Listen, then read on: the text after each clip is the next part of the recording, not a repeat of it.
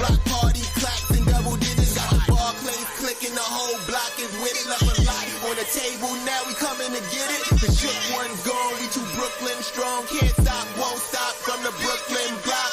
B-R-O-O-K-L-Y-N. B-R-O-O-K-L-Y-N. B-R-O-O-K-L-Y-N. Okay, we well. Okay, we well. Okay, we well. B-R-O-O-K-L-Y-N. Head hit. Cam Thomas. Just give me the ball, I'm fitting to score next. My J is all net, me and Jada just all next. Getting back on defense, hit him with strong flex. I'm official like a ref, trying not to get attacked.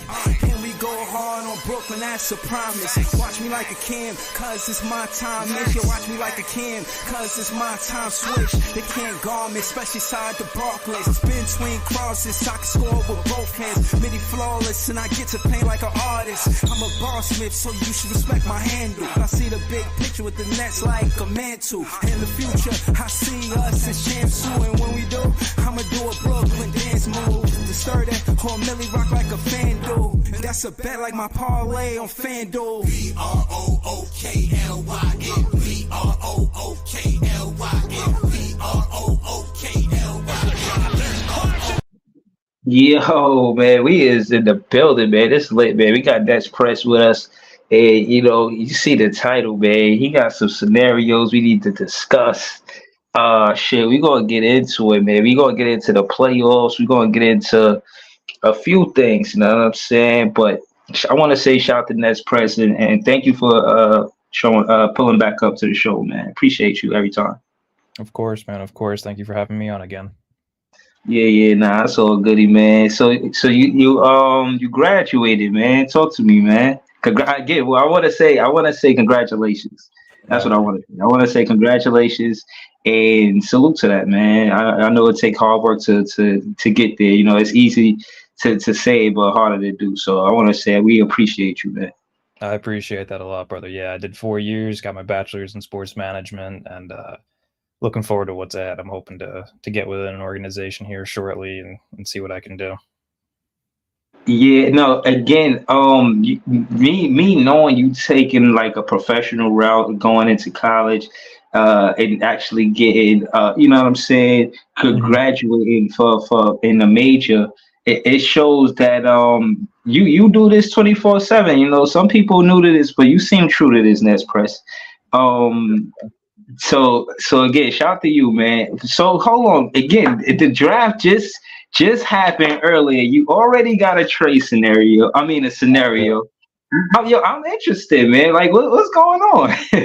So, I mean, for everybody knows, for the past few months, the talk has been Houston wanting Mikal. Brooklyn saying we're not giving him up for anything, which is still absurd to me. But as we all know, for the people who don't, the Nets pick was traded, and this year's pick was projected to be the 9th overall pick, and it flew all the way up to number 3.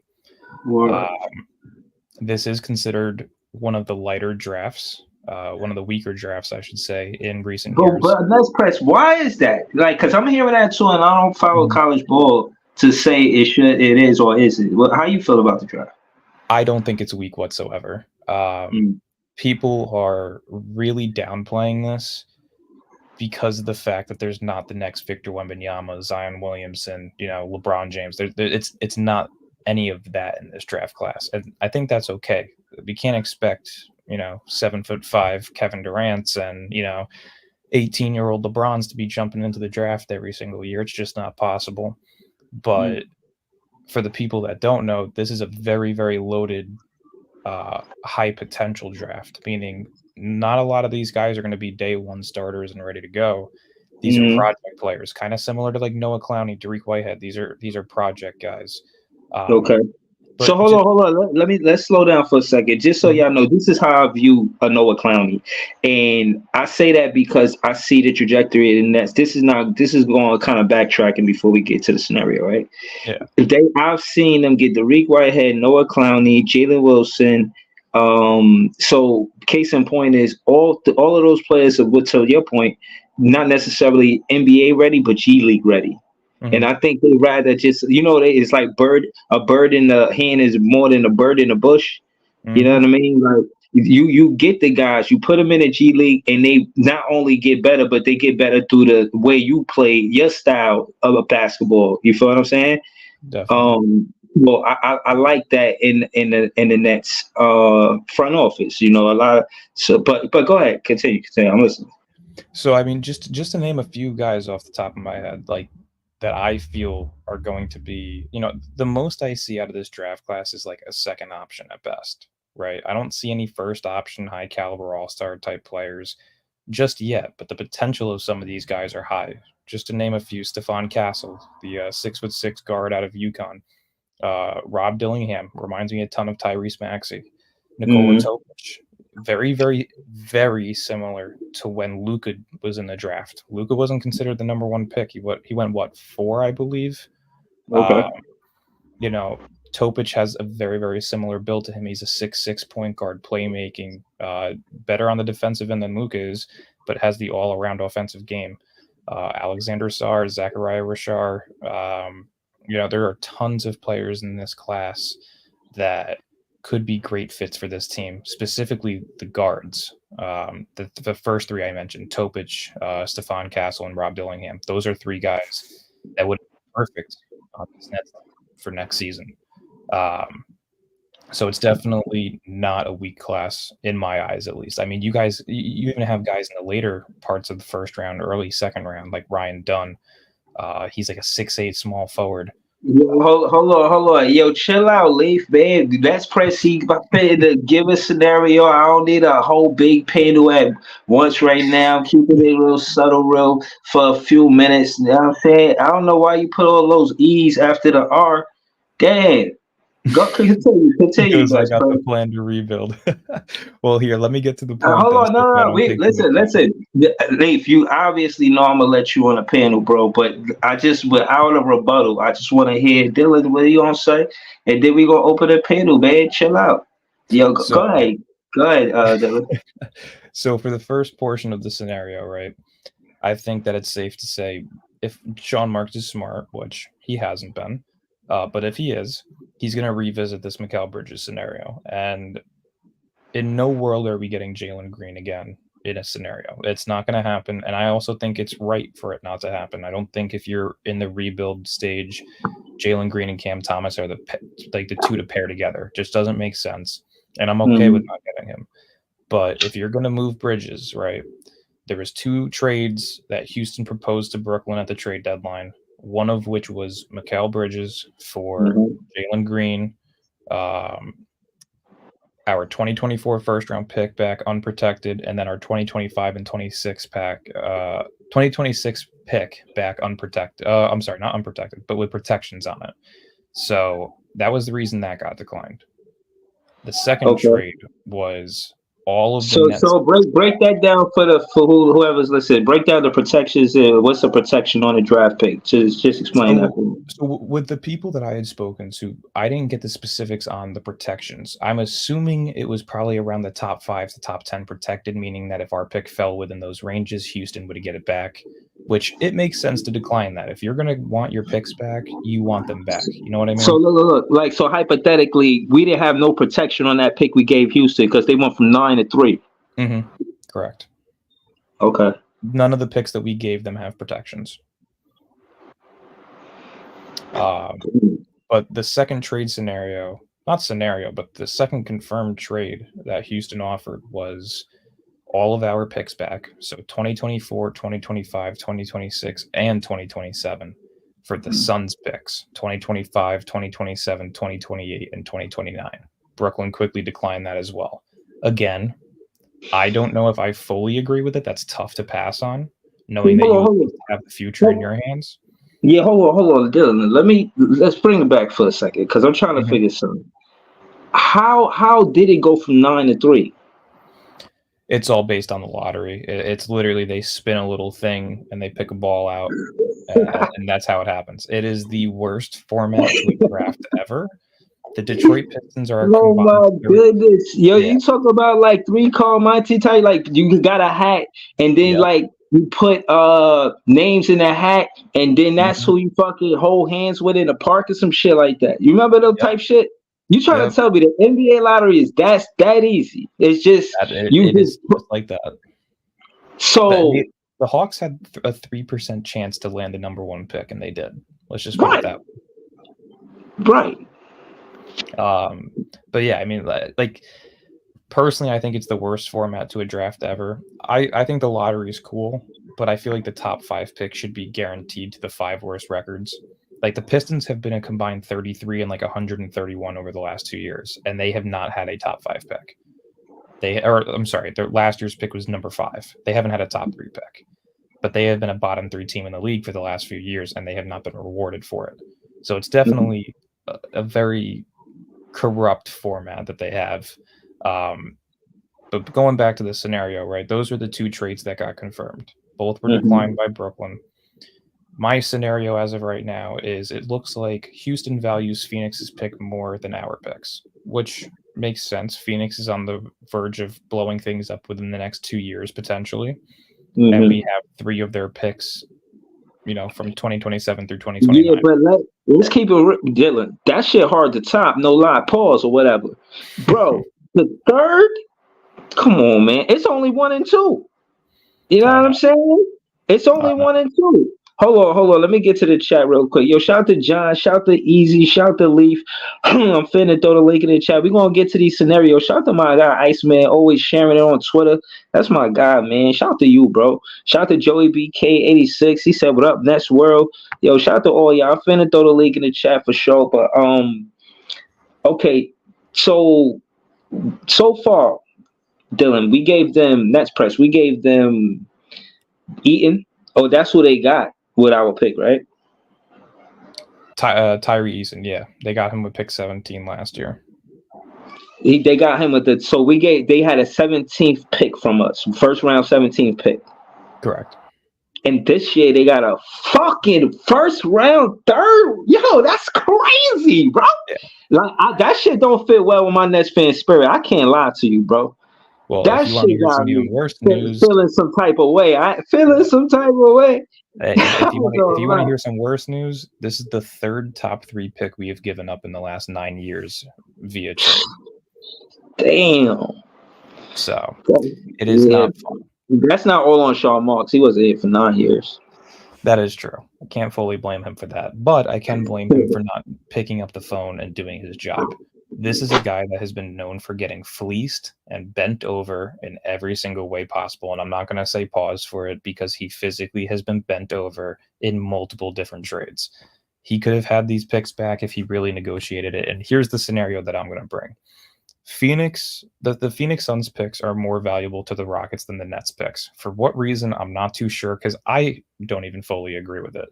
The later picks, yes, I think they're more valuable. But when you're looking at it in the short term, they have a chance to get Cooper Flagg next year. I don't know why they would be looking to move it. If I'm the Nets right now, I'm telling Houston, you can pick one singular Suns pick of your choice, and that's the pick that you can get. But I will give you Mikal Bridges and a single Phoenix Suns pick of your choice for Dillon Brooks, our pick back this year, our pick back next year, and our pick back in 2026. They can even keep the 2027 pick.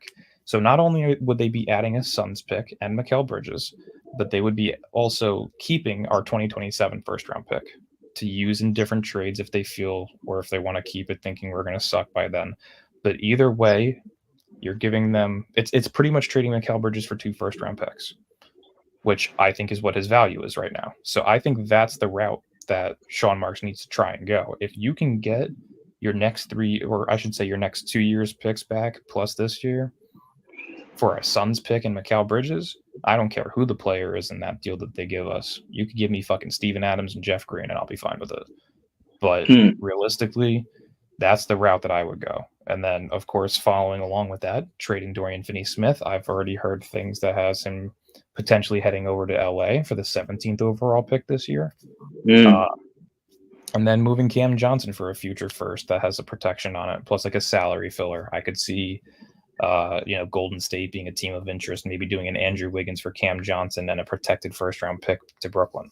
Those are the scenarios that I would look at, because if you can add more draft capital, add yours back while also maintaining the majority of the Suns picks, that now gives you the draft capital similar to OKC.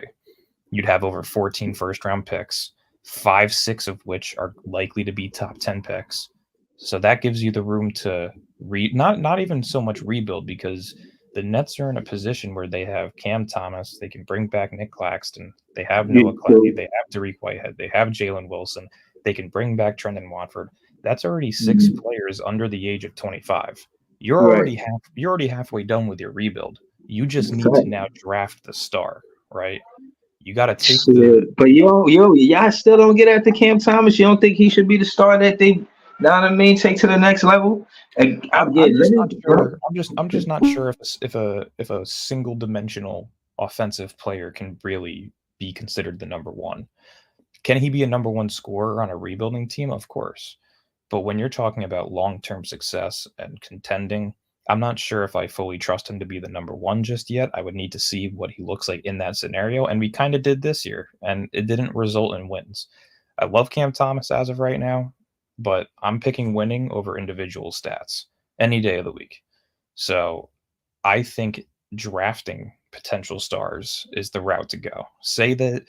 Just throw this scenario out, right? Say the trade goes through, right? You send one Phoenix Suns pick, Mikal Bridges to Houston for all 3 of our first round picks back, minus the 2027 pick, right?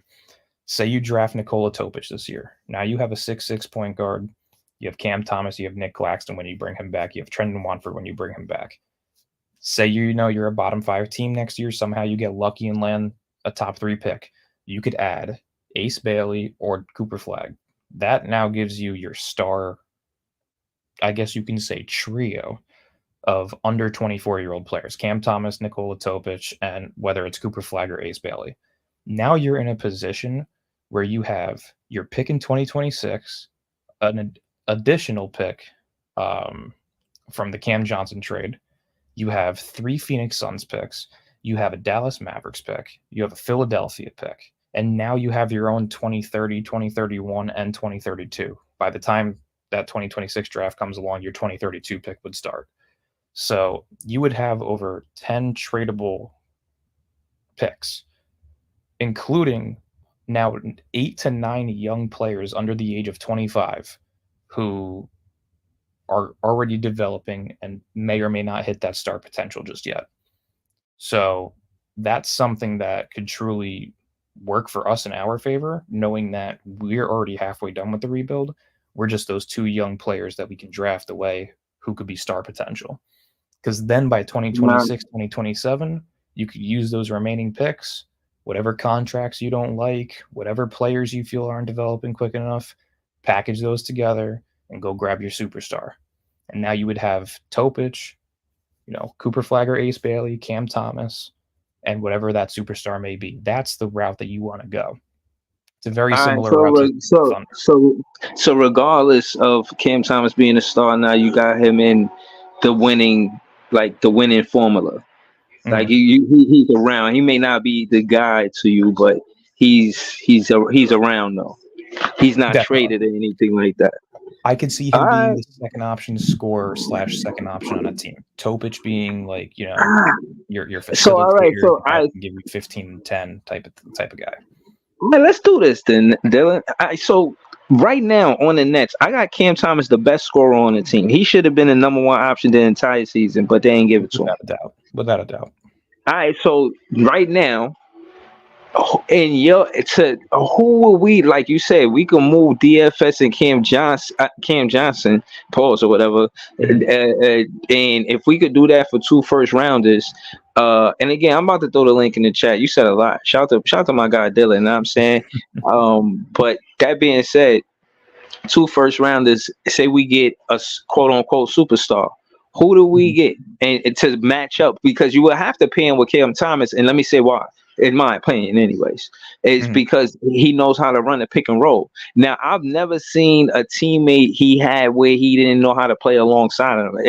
Everybody said, "Oh, Ben Simmons made Cam Thomas better." Nah, Cam Thomas know how to play with every teammate he got.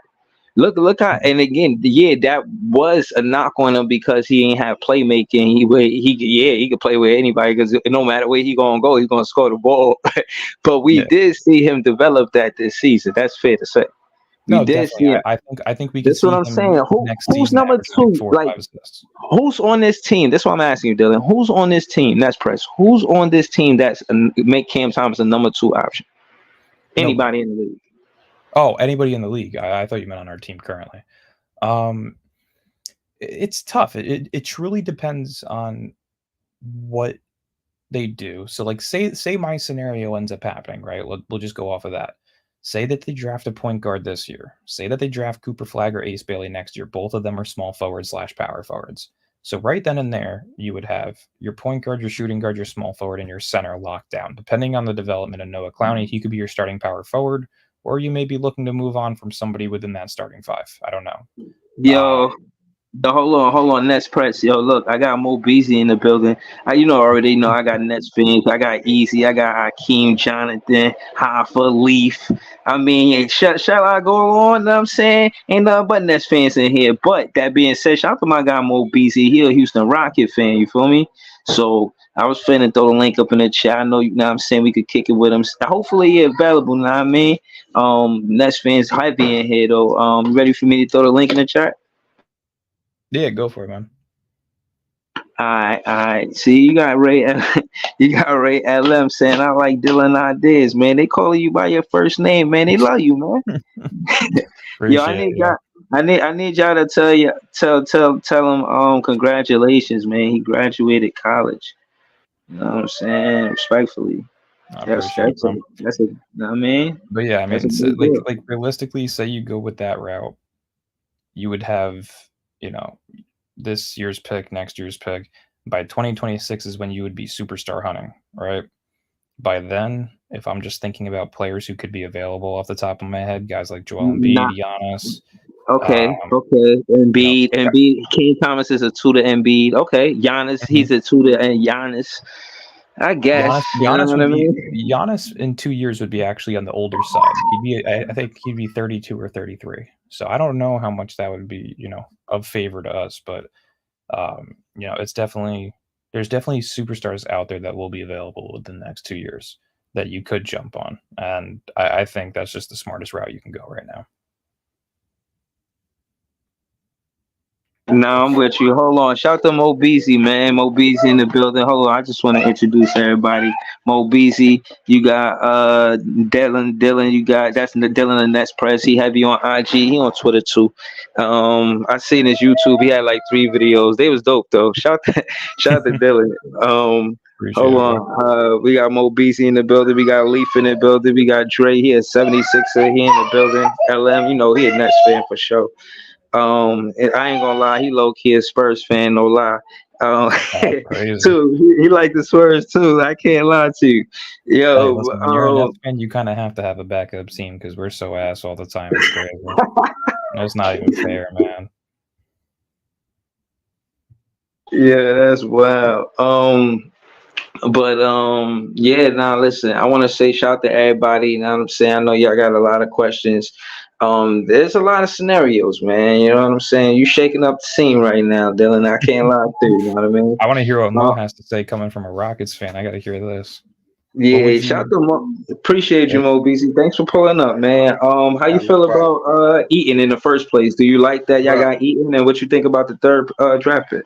You say who we got? I think y'all got Eaton because of the 17th pick. Easton, yeah. Oh man, I love Tari Eason, man. He's gonna be one of the ones.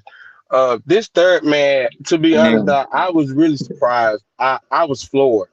I honestly was floored. How do we jump? We had a 5% chance. We jumped from 9 to 3. That was just crazy. I didn't expect it at all, man. I didn't expect it at all.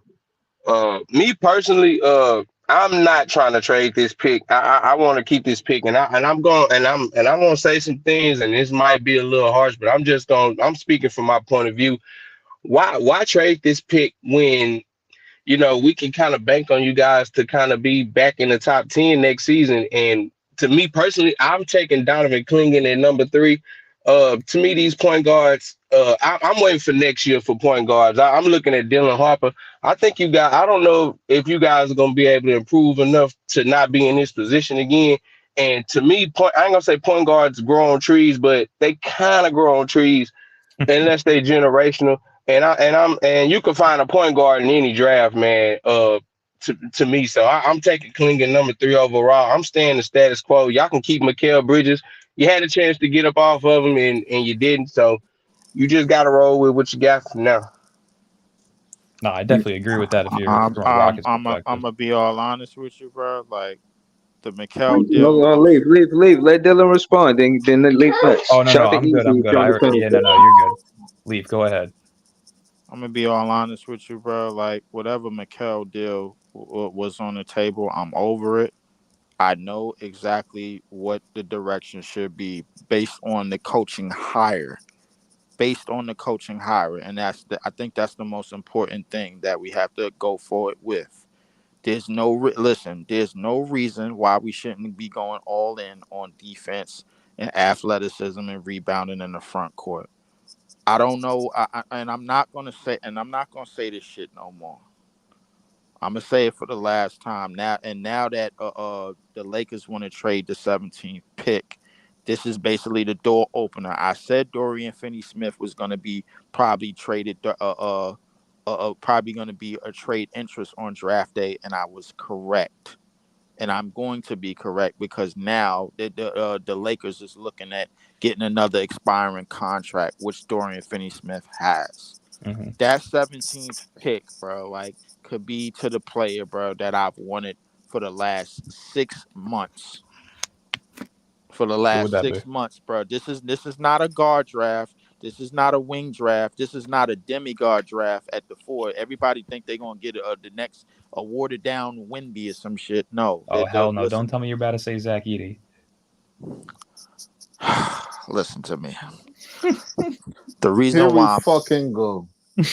Yeah. Here we fucking go. Easy. And I gotta keep saying that because I'm stressing the fact of paint presence, rebounding, and defense and athleticism at the 4 and the 3, and the possibility of us running a 4 and a 3 that's 6'10" and taller, bro. Like one of the series that I'm paying attention to is Denver and Minnesota. They're literally rewriting the book in the league of how you need a front line in this league. I told people up in this party last week, Denver has yet to play their best basketball, and I was 100% right. And the reason why I said that is because people don't understand the true versatility of that team. How many teams could get away with having a third option who's a 6'10" 4, bringing up the ball and basically starting up the offense for them, which they did tonight, if anybody watched that game? How many teams could get away with having somebody that just had 25, 5, and 5 on 90% shooting? The thing is, bro, like if you really want to max out the best version of Claxton, you're gonna have to put him in positions where he could basically feast on the dunk box and basically feast in the open court. How do we do that? You move his ass from the center position. You give him the easier jobs. You give him the leak outs. You give him the run outs. You give him everything in the open court. How do you do that? You get a big body in the fucking paint. My question to you is how would you implement Zach Edey if you have Noah Clowney and Nick Claxton? You implement Zach Edey easy. Basically, you running high-low now. Basically, Clowney. Tell him the lineup. I told him, listen, the lineup is simple, bro. Like, please don't tell me he's about to put Noah Clowney at the 3. Please don't tell me he's about to put Noah Clowney. Tell him the lineup. The reason. Tell him the lineup, bro. I'm telling him the lineup, bro. It's Cam. Oh my God! It's Cam, Mikal, Clowney, Claxton, Edey. It's real simple. It's simple shit. The reason and what this does is give you more versatility on defense because we already know Clowney, Clax can guard away from the basket, and they can run. But can I ask you a question? Dylan, do you agree? You worried about, and if you worried about the half court set, don't worry about that. The thing is, I don't even care about the half court set. I gotta ask this: This was a team last year who was built supposedly on defense. You had Ben Simmons, who can't even play a basketball game. You had Dorian Finney-Smith, who was widely considered to be a great 3-and-D player. You had Cam Johnson, who was considered to be a good defender. Mikal Bridges, who was considered a Defensive Player of the Year candidate at one point, and Nick Claxton. And those 5 could not defend for their fucking lives. And we also couldn't score. So Right. how does adding less scoring help this team win games? The thing is, you're not adding less scoring. You adding more of a presence, basically, to bait. Now, with somebody of Zach Edey's presence, now you're going to be forcing teams to basically run down in the paint and basically make sure he's off the offensive glass and making sure he's out of post position and making sure he's moved away from the basket as much as possible. But What we couldn't. that does, we couldn't play Ben Simmons and Nick Claxton together. How are we going to play Zach Edey and Nick Claxton together? With Did Noah they- Clowney at our 3. Noah Clowney can shoot, and so can Zach Edey, bro. A lot I of think people you just don't forgetting know Zach one it. Edey whole does not side shoot of the efficiently ball, from bro. three, my Is friend. Zach Edey can't shoot? You just don't know it yet. I'm Not telling you, bro. You just don't know it yet. I'm listen. All I'm gonna say is, bro. You know what? I'm not Wait, gonna what? continue. Zach Wait, Edey what? can shoot, bro. People Yo, just don't hold know on. it yet. Hold on. Let me say this. I'll pull this up right now. Hold on. I want to say. Hold on. I need to say this. First of all, shout out to everybody on the panel. But the other day, Leaf, you was right.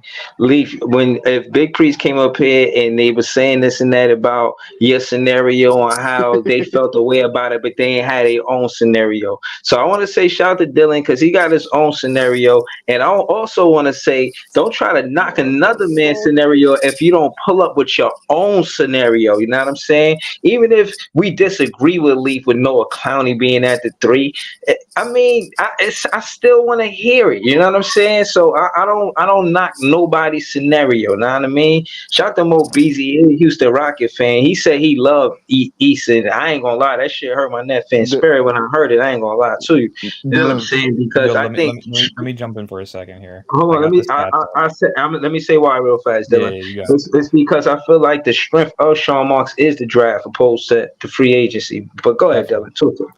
Okay, so Leaf, to get to your point, right? The hidden talent of Zach Edey's 3-point shooting. He took 2 3-pointers in his 4-year college career and made 1. Okay, how many did Clowney take in his college career? In his college career, let me pull it up. Clowney was more of a shooter than Zach Edey in Alabama. Are we really Listen. All I'm Are gonna we tell really you, bro. doing this? All I'm gonna tell you is, bro, like you going based off the numbers. I'm going based off of what he's going to be working on and what he has been working on, bro. Like, and then I ain't gonna lie, taking chunk threes in 4 years easy, just to make sure we don't crash, bro. Like he went for a workout last year, and all they did was make him shoot, and he hit those. His only Clowney issue, bro, is mobility. 3-point attempts. Clowney attempted 120 3-point attempts in his one and only college season. I mean, he hit and made 34 of them. He didn't shoot the ball considerably well. I think it was the prototype of what they was looking for. They was looking like for Clax with a jump shot, and that's what they got. Clowney was always So basically, Clowney is like a Evan Mobley / Kristaps Porzingis build. I can name a bunch of players that got picked basically off of what a lot of teams believe that they could do and believe that they could teach them to do going forward. Peyton Watson, bro, how many points did he average in before he got to the Denver Nuggets? He was averaging like 4 some points in college. He's still averaging that there. Yeah, but the thing is, what the Denver Nuggets saw is athleticism. They saw somebody with length. They saw somebody with that could run the floor, that could hit the corner 3, playing alongside Joe. Hold on. Drafted Watson. Right. Yo, hold on. Slow it down. There's a lot of people talking. Shout to Leaf, shout to Dylan. We ain't hear from LM or Easy. Shout to Mo BC for pulling up. But let's go to LM, man, because he got it first. That all. Then we're gonna go to Easy. LM, man, how you got any scenarios, LM? The scenario that Dylan was talking about is again from what I heard. Is correct me if I'm wrong. Trading DFS and CJ for some first round draft picks. Sound like music to my ears, man. Talk to me. I kind of like Dylan's scenario. In terms of what he said about if we had traded Mikal, we should have gotten. If Houston, well, I guess the deal came out. I don't know if it was the exact details, but if I'm Sean Marks and get some fucking balls and be like, hey, you know what I'm saying? We will give you Mikal. And two, I guess if you want the Phoenix picks that bad, we'll give you one or two, or one for that matter. And we give us the 2024 pick, 2025, 2026. We don't even got to give them the 27 pick. They can keep that. And we will have our pick back in the elite draft class next year, which we all are know is generational talent and players that you can build your team around. Possibly we can get a top four, top three draft pick and possibly land on the Ace Bailey or Cooper Flag or a Dylan Harper, and that makes the rebuild more quicker. As we all know, with stars, the rebuild happens quicker. So I don't But let know. me ask you, hold on. When you say the rebuild happens quicker, because that's what we get into. We talking about we trying to get there. But isn't it hard to say that we got better picks than what we gave up? I mean, I And wouldn't that's why we necessarily no. trying to recoup. Were you trying to recoup or something like that? Trying trading DFS with CJ, like we trying to get in position. Pause. Well, can I I jump mean, in in first? a bad draft. Yeah, Oh, go ahead, all right, we're Dylan. gonna go to LM Dylan then easy. Go ahead, LM. In a bad draft class like this, like yeah, we can hit on somebody, but in a bad draft class like this, where most Hold teams on, are Dylan giving, was saying some other shit, man. He's saying this ain't such a bad draft, and this the first it's person I not heard that bad, said but I heard that, bro. it's Like not a everybody clear keeps saying, number one. what's so bad about it? It's not a clear number. The reason why it's bad is because it's not a clear And that's consensus the number problem one because people player keep as looking for compared to goddamn number a ones. Wemby, as compared to a Wemby or a Zion draft class where you knew the main That's person the who was problem. Telling going scouts number to do their one. job. Telling That's the scouts to That's problem. do their in job. the That's the Yeah, that's problem. true. But in a That's what they draft get class paid like for. this, there's no clear number one. Sar can Well, go do number your one. job and go find it. This Bazelis, is where you get the big bucks in. This is where you I make the don't big think it's bucks. that easy in a bad draft. In a draft, I think there's talent in any draft That's the class, problem. but That's This the is one of problem, that's those. the Hold Shaka. on, main hold on, issue hold right on, hold on, there. y'all. Hold on, y'all. Before we get into judging it, I want to go to Dylan real quick. Then we're gonna go to easy. Shout out to Mo PC. We're gonna get to you and leave. Shout to y'all. Let's go to I Dylan. What gotta was you touch gonna up on say, 3 points. Dylan?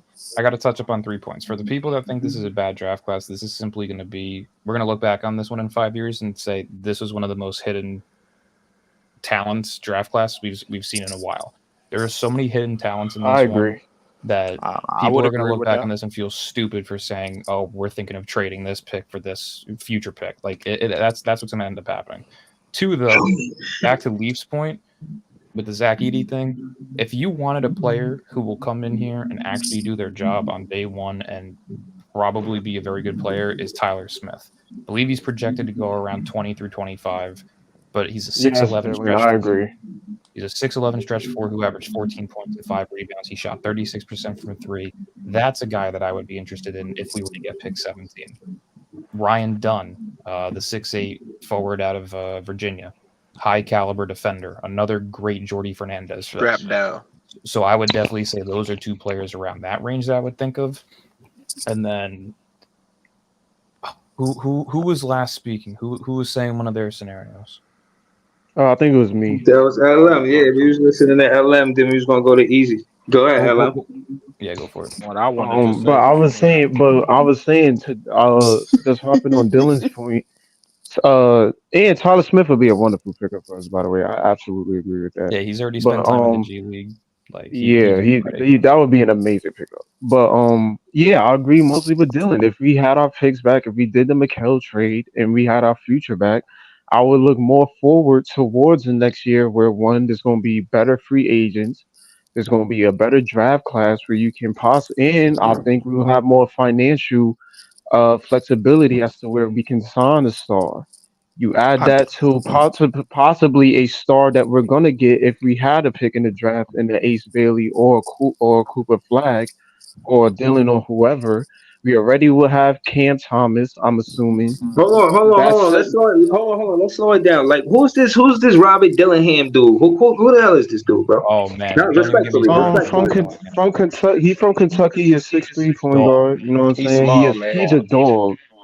He's small, but he a dog. He gonna go to Is San San Antonio Antonio where they getting gonna him? have most of the defenders. Yep, that's the only play. That's why I see him. He gonna go, man, because he gonna have to have some extra defenders behind him, dog. He too small, man. Breezy, I'll say this. He basically a Cam Thomas with athleticism. If you really want to put it. Wow. So he's like a small Westbrook or some shit? Nah, he's Tyrese Maxey No. 2.0. Yeah. I would say Tyrese Maxey. He is So hold on, y'all think he goes third? He goes top Nah, 5. He probably go to San top Antonio, five, of course. Top I'll say five? he going to San Antonio. Hold on, y'all. Let's go to Easy. Yo, Easy, you want to cook on this? Or you got any scenarios for the Nets going into the draft or anything like that? Before I start, I just want to. Well, first, before I start, I want to ask Dylan this question first. Then I'm gonna push it to the panel. Pause. Dylan. Yeah. Can you tell me why this draft is weak? I can't. I don't know why they like Leaf said. The only reason that this draft class is considered weak is because there's not a true number 1 overall pick. Like, there's not the next Victor Wembanyama in this draft class.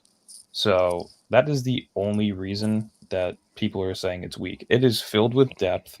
It has a ton of guys who are going to be guaranteed role players. There's a few guys who are going to be second to third option caliber players depending on their development. There's tons of talent in this. I am still very confused as to why people are downplaying it so much. I can agree with that too. I can agree with that as well. And one of the reasons why is because ain't no way everybody about to say they agree to that. And when I just heard this draft, it was just like 5 seconds. No. I never said it was weak. That's why I come in and I speak. I never said it was weak. I never said We were just speaking as to why the One mic, yeah. I never said it was weak, bro. The bottom line is that these GMs and these scouts are stupid. They very, very stupid, bro. Because the thing is, bro, like you said, like we listen. In the past couple of years, there's been players that come out they first or second year and average. You basically you're not drafting off of stats. You drafting off of potential. So let me ask you this. Right? Because I gotta entertain this. Why not? If you would have drafted Kai Jones, what would have happened? Where would his career be right now if they would have did the right thing by Kai Jones? The Knicks drafted Kai Jones, by the way. Okay, so respectfully, if they did the right thing by Kai Jones, the Knicks, what would Kai Jones be with the Knicks? Kai Jones, bro. Like, listen. I'm seeing niggas like Derrick Jones Jr. on the court get 10 shots and get shooting 1 for 10 in a playoff game, bro. Like, Kai Jones could play on the team, bro. I'm sorry, bro. I refuse to believe that a lot of these players that are not playing, bro, like they can't provide anything on an NBA court. Zach Edey is the same shit, but who's in this draft better than Zach Edey? Is there 30 players better than Zach Edey? Does Zach Edey belong in the second round? No, there's mad players better than is Zach. going up for potential, bro. That's what the fuck it is, bro. Wait. No. Hold on. Please, let me say something. How many players is better than Zach Edey? I need to know. Bro, Please, can let I me go? Probably 10, probably better. Okay, so he's a top 15 player. Okay, that's respect. Can I get my shit off, bro? Nah, we did cut off Easy. I gotta Easy. Hold on, let Easy get his shit off though. Go ahead, Easy. Y'all hijacked my time to go back to Zach Edey, my nigga. Like, didn't we just do this, right? Like, I'm telling you, bro, y'all love crashing the fucking whip, bro. And I'll just be calling me sitting in the back seat, like, yo, my nigga, why the fuck am I here, bro? You feel me? Can I get back to it now, bro? Talk to us, Easy, man. Talk to us. All right. Kyle, I push your question to the panel. Y'all all switch sides now, so I don't know what's going on because I went to ask y'all like, yo, why is the draft week? Everybody agreed with Dylan, so like I don't even know how to go about that. So we gonna hold that to the side, right? Boom. Right. Before I go, yo, LM, what I said, the minute you pull up to the fucking panel, bro, Breezy press you about another team. Oh, you like the Spurs, bro. What the fuck that? Yo, bro, I can't get a cut, bro. Oh, but you like the Spurs, bro. Yo, I'm telling you, bro, Breezy don't let shit go, bro. I'm telling you, he don't let shit go, bro.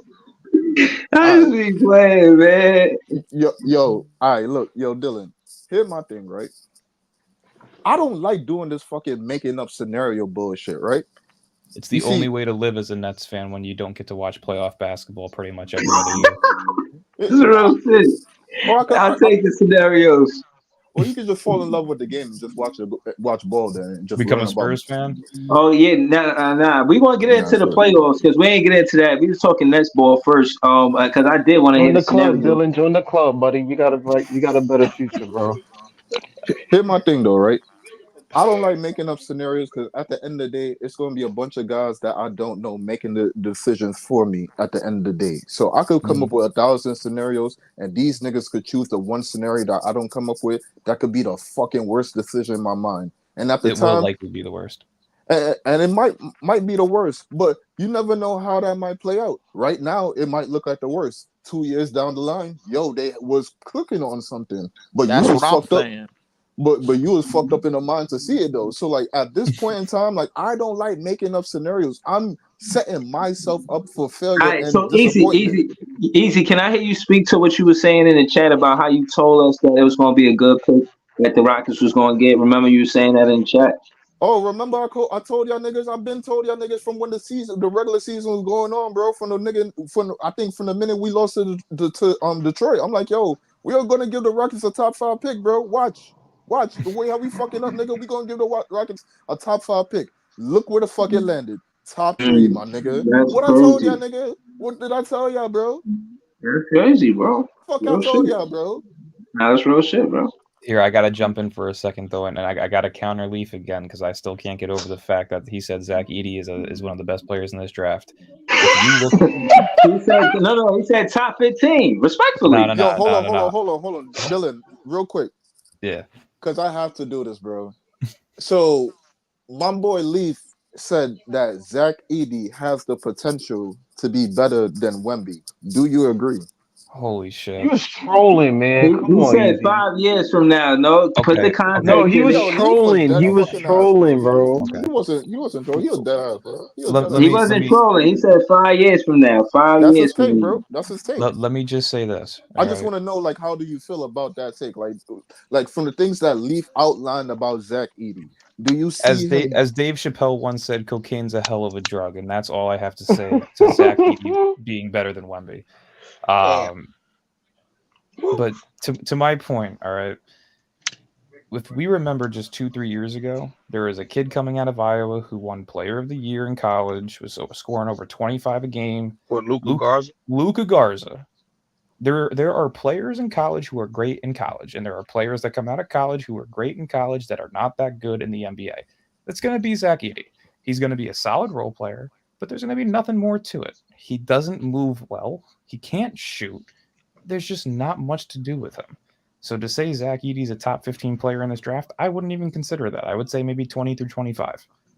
Like, okay, still first round, but you still got him a first rounder though. I would say late first round, but that's a team who, their big man may be getting a little. They could put him in the G League. Yeah, they could develop. So hold on, real quick. Let me go to Mo Beasley. New York Nets and Rockets already top heavy, but talent. They definitely looking to trade. I heard Sengun might be on the move. How true is that, Mo Beasley? And Sengun ain't going nowhere. This is let me kick you out a scenario. What I would think the Rockets should do. They should take Klingon at 3. They should take Klingon at 3. Put Sengun at the 4. We'll figure out the 3 somewhere else. Look, y'all gonna have to keep with what y'all got. I think y'all gonna be back in this scenario again to where y'all got a top 10 pick, and if we get some luck, it can go top 3.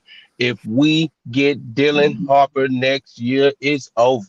Mo Beasley, how many picks y'all got of ours, man? This shit ridiculous. We got it to 2027. We got swaps and outright. So every year it's either outright or it's a swap. So next year y'all get OKC pick from us because we got to give OKC our pick. But Mo, you don't like Jabari Smith? You don't like that nigga?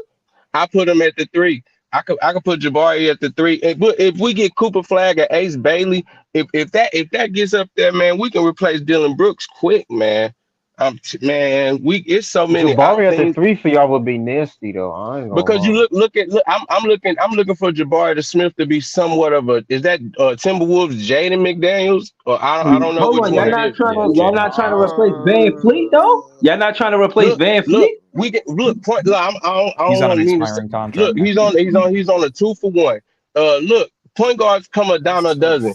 To me, this point guard draft is not really that high to where we got to take a point guard top 3. I can wait till next draft. I can wait till next draft and let the ping pong balls fall where they may.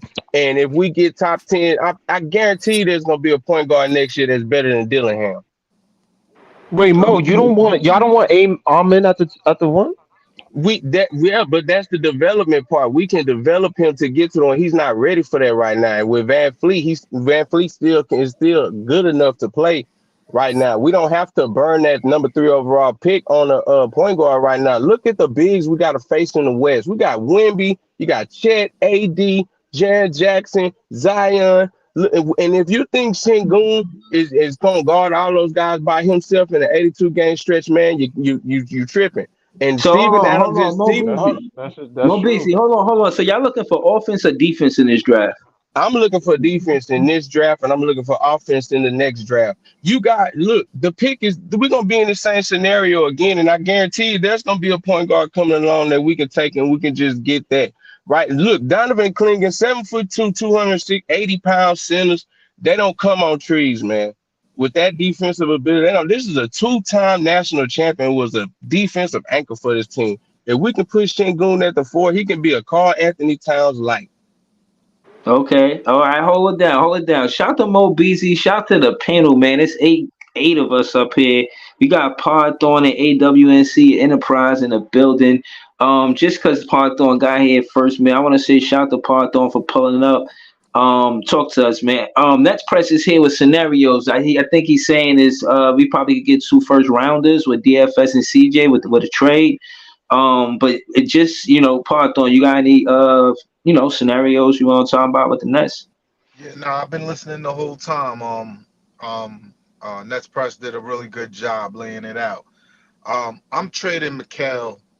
I'm trading Cam Johnson, and I'm stacking young players. You sound like you've been thinking about this since the season ended, man. Yo, I've been saying it. I went into the season and was like, yo, it's a throwaway season.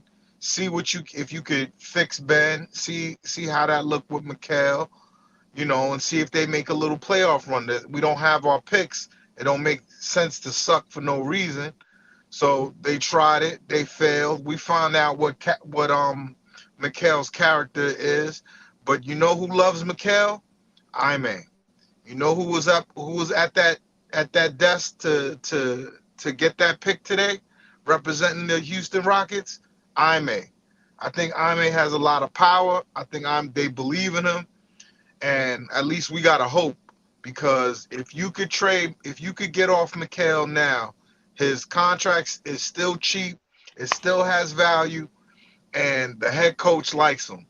So if we could get them to maybe think, okay, we're gonna get rid of the Thompson kid or Jabari Smith or one of these high first rounders that they're gonna have to get rid of if they make this pick, because it's just too much. It's a glut of lottery picks. Like it's and you still got players like, are you playing Şengün or are you playing Jabari Smith? What style of basketball are you gonna play? That'll determine which one of those that you keep. But what the Nets have to do is not only just be waiting to make these draft picks, they have to make a trade that gets their version of SGA or someone like that. Like that's how Indiana got Halliburton. So hold on, Python. So you saying that they should make a big move to get a point guard, because that's what SGA is, right? A point guard or a 2 guard? Because you can't be saying like get a 2 guard like to take Cam Thomas spot. I know you're not saying that. Nah, you got Cam Thomas in play. Like I don't know what Cam Thomas is gonna be. I'm not a 100% believer, but you got him. You don't need to draft that role. You also have Derek, I'm hoping that Derek is for real, and that he could get over this injury bug, but it don't look good right now. So what I'm point? So when you think of point guards, who you want to see on the Nets?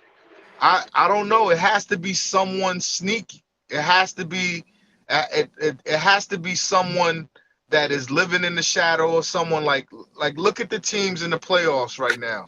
Halliburton, SGA, Jalen Brunson, all undervalued guys that are now going to be going forward, are probably perennial all-stars. They weren't that on the teams they were on before. Sean Marks has to find a deal like that. I used to think it was DeJounte Murray. I'm not so sure about that anymore. But everything looked bad in Atlanta, so I can't say. Could you ever get San Antonio DeJounte back? I don't know. But it has to be a play like that, because you need that guy, and you need to keep these picks. You need to liquidate these dudes that you don't need. You don't need DFS. You But don't hold need. on, let me ask you this, I Papa, think because Atlanta that DeJounte is better. I'm trying to figure something out. Who you got? Who is Cam Thomas a two to? I asked Dylan this earlier. He said Giannis and Joel Embiid, but who you I got? mean, anybody who's an Yeah, all-star, pretty much. Yeah, like I don't know, man. Like who? Just two. You name two guys. That's it. Cam Thomas should be the one over a lot of these players in the league, man. For Oh, here. real. If I you don't want me to know go about off that, the list, Breezy. Yeah, I'll You just got say no, these I are don't my know big about balls on that. the okay, list. all right. So Joel every Embiid, number Giannis, every Tatum. player that's a number one on a team, bro, Cam Thomas should not be over them. No, not at all. Yeah, not at No, all. And that's with all due I ain't respect. saying all of Hold on, them. Not all of them. I don't Okay, even let's know name if all of Cam them. Thomas starts on any of these playoff teams. hold on, Like hold I on, was hold on, looking at, I was Easy looking said at, all of them. hold on, hold on, I hold was on, I hold on. was looking at the teams, and I was like, I was just not even for Cam Thomas. I was just looking at in terms of skill set, like I don't even half think level Cam of better than talent. Jamal Yeah, Murray. your You skill know, set Hold can on, only take you on, so y'all. far. You need the intangibles. Hold on. Hold on, y'all. I want to say what up to everybody. We got AWNC Enterprise on the panel too. Yo, what's good, man? How you doing, Brody? Happy Mother's Day to everybody too. Know what I'm saying? Hey, what's up? What's up to the panel? Chilling. Were we you got anything you want to see the Nets do before the season start? Yeah, I mean, definitely they could ship out Mikal. I'm not big on him. You know, we had our hopes up for Mikal last year, and we was all disappointed pretty much. Not that he didn't do what he does, it's just they put too much on him, and they had a chance to cash out. They missed it. So I mean, get what you can for him. If you get something for CJ, do that DFS. You know what I'm saying? And build your draft equity. Yeah, I heard Dylan say something about draft equity too. Shout out to AWNC for Enterprise. Yo, he be always in the comments watching the playback. Salute. So Yeah, y'all be up too late for me, man. Hey, Breezy, you mind if I jump on for a I sec? appreciate you. Yeah. Nah, go ahead, Dylan. So the one thing that I'm seeing though that's a problem is everybody's always saying, "Oh, go all in or rebuild." The problem is, and the people that are saying don't rebuild or don't call Houston again because that's off the table, it's not off the table. Like I've talked to a few people already, they still like Mikal, but knowing that our picks now are more valuable because it's a top 3 pick, and knowing that the future picks could be within the top 10 again, they are going to look at other directions first. If I had to guess, if I had to guess, I would assume Jimmy Butler and Brandon Ingram are 2 guys that they look at. Depending on what those 2 teams ask for, and if they don't want to do it, they will revisit Mikal Bridges. And if that's the case, that's the route Brooklyn needs to take. Because in all honesty, you could either choose to get a majority of your picks back while keeping a majority of the Suns picks, or you're going to be trading the Suns picks for a fake-ass pretending contender that will never win, and you will be stuck in the same position as we have in the last 2 years with no picks and no future. So if I just don't understand how in any aspect of this entire situation, how people can honestly be thinking that Sean Mark shouldn't be calling Houston. There's just not a doubt in my mind that that's what he has to do. Because I'll tell you why. Because he already hung up the phone on him when they offered the shit in the first place. The problem, I completely agree with that. The problem is that we already listen. You said it at the top of the show. He been getting finessed in the trade market all along. So he needs to stick to what he's good at, which is drafting and developing these players. Well, he We needs have more enough picks young to do players. that. The price Yeah, definitely we went need down the- on McHale. the problem We is- have enough young players. Well, the problem isn't the picks that we have, it's the picks that we don't. If we had the Suns picks between 2024 and 2026, I would say we wouldn't have to worry. But the fact that we have one first-round pick within the next 3 years is what's killing us. We can't have a rebuild when Cam Thomas is 27 years old, McHale's 31, Claxton's 28, Cam Johnson's 30. You can't do that. We're missing out on 3 years of young players that we should be adding to this team because we have no picks. The Suns just signed Budenholzer. They're not going to suck ass like people think next year. It's going to take at least 2 years for that, right? Wow. So that pick that we have from the Suns, people are expecting a lottery pick. They went 49 and 33 this year with no depth. They're not going to be bad. People got to take that idea out. If KD gets hurt, this was the healthiest KD that there's been in the last 3 years, and if KD is bound to get hurt, he's older, he's more rickety, and I don't think that he wants it like that anymore. I don't see. I don't even think that he wanted, bro. Like, it's just that the 2010s dudes is over. Like him, LeBron, Steph, they done had their time. Nah, so don't many bring of these LeBron players. into it, man. That man averaged I'm bringing 25, LeBron 7, and into 7 it. I'm again. bringing LeBron. No, I LeBron don't is care. 39 years But- old. Don't talk about my those king numbers like are that. not effective. Those numbers are not effective. My Those numbers king. those And they numbers. don't put a conference finals. I will die on that hill. LeBron is my favorite player of all Those time. numbers are not putting him in the hierarchy no, Dylan. to where the Jokers is about to be, to where the Giannis was like they're not putting him in the hierarchy anymore. So please, bro, miss me with that 25, 6, and 7 shit, bro. Like it doesn't mean anything. I will die on that It's hill. numbers LeBron is is just still a pile on top-tier career player. stats. Now, as I was saying before, bro, like here's the thing. We have to stop thinking that these draft picks are going to be good in any situation. Most MOST most of the players that come out of the draft, bro, are situational superstars, and I'm gonna explain what I mean by that. Listen, Nikola Jokic was not 27, 12, and 9 when he had Kenneth Faried, aka the Manimal, in the front line with him. He only became that, bro, when you started to put the pieces around him and you started to cover up his weaknesses. The same with Luka. The same with a whole lot of other superstars in this league. The same with a whole lot of other superstars in this league. So when you start to build, so when you look at teams like Orlando, who was in the shitter last year and became a playoff team this year, when you look at teams like OKC, who was in the 10th seed and went all the way to first this year, you look at teams like Minnesota, who was basically in shit for bread team, bro. Like, and everybody was talking about they should have never traded for Rudy, and they was top 3 this year, bro. Because they all had their top 3 picks. Right, they sucked for years. They haven't been in the playoff for a minute. This was a process and a half. And guess what? So have the Nets. So have the Nets. We've been mid for years. You know what we've been doing, bro? We've been mortgaging our future, bro, since we got to Brooklyn. Listen, should I go back to the fact that we had Joe Johnson on the books for 5 years, 120 something million? Should I go back to the KG and Paul Pierce trade? Should I go back to the fact that we right now at this moment supposed to have the 2 Scottie Pippens that's on the Boston Celtics, bro, with Jason Tatum and Jaylen Brown. We supposed to have them, but we do not. We've been doing this. Don't forget, we've been doing this for a long time. We're not advocating to do that anymore. We advocating to get more picks, fill the team with a bunch of young talent, and then go superstar hunting once they're developed. Exactly. I think that's the only way. But I think that's the route that we on now. What so hold on. We all saying it's I think that's the route that we on now. We got Cam Thomas. We got Cam Thomas. We got Jalen Wilson. We got Dariq Whitehead. We got Noah Clowney. Bro, ain't that the route that we on now? Those are 4 young players that I just named. Is that not the route that we on now? We need 4 young players. We on the same page. Hold on. We just gonna go around the panel. We're gonna go to Dylan, then we're gonna go back to Podthorn. Go ahead, Dylan. The problem with what you're saying is You are correct. We're on that path, but we're not in the path specifically because we don't have our own first round picks. If we were good right now with young players without those picks, I would understand that. But we have young guys who don't really have all-star potential. Nick Claxton is never going to be an all-star. Bottom line, it's simple.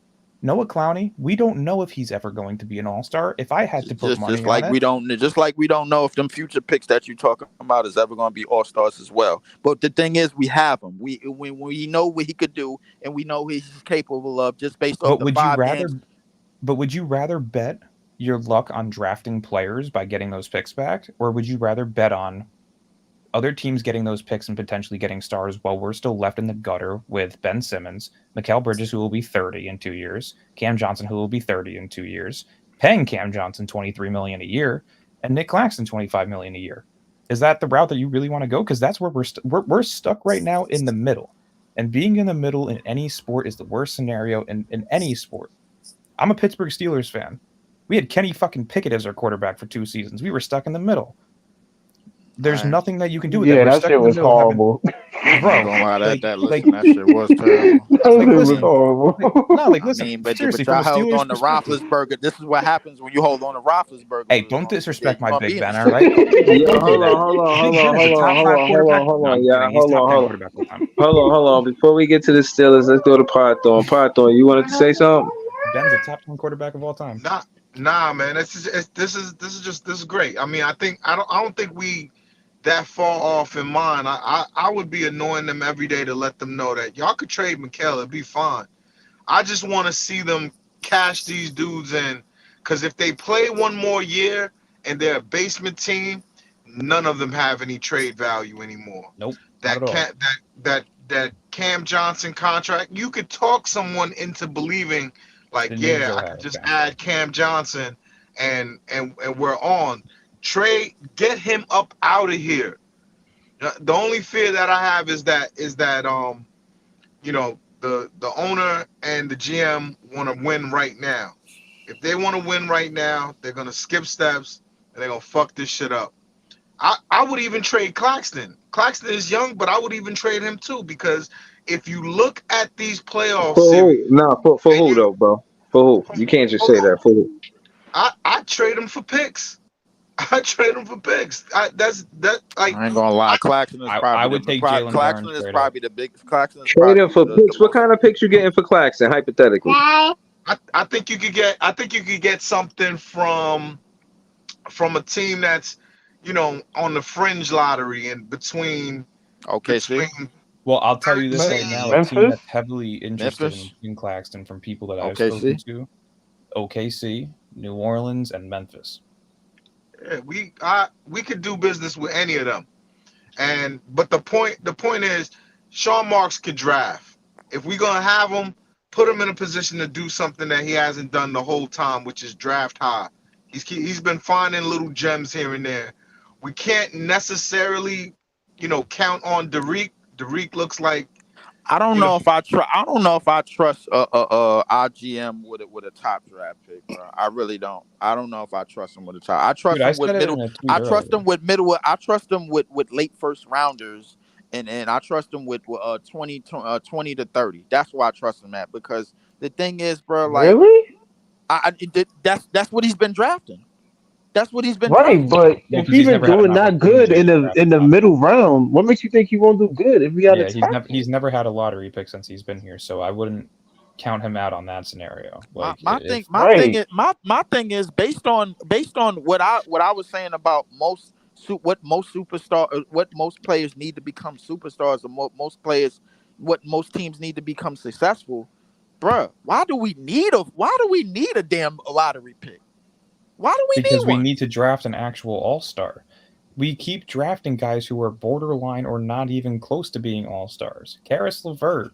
Why do we need an all-star? We need a team.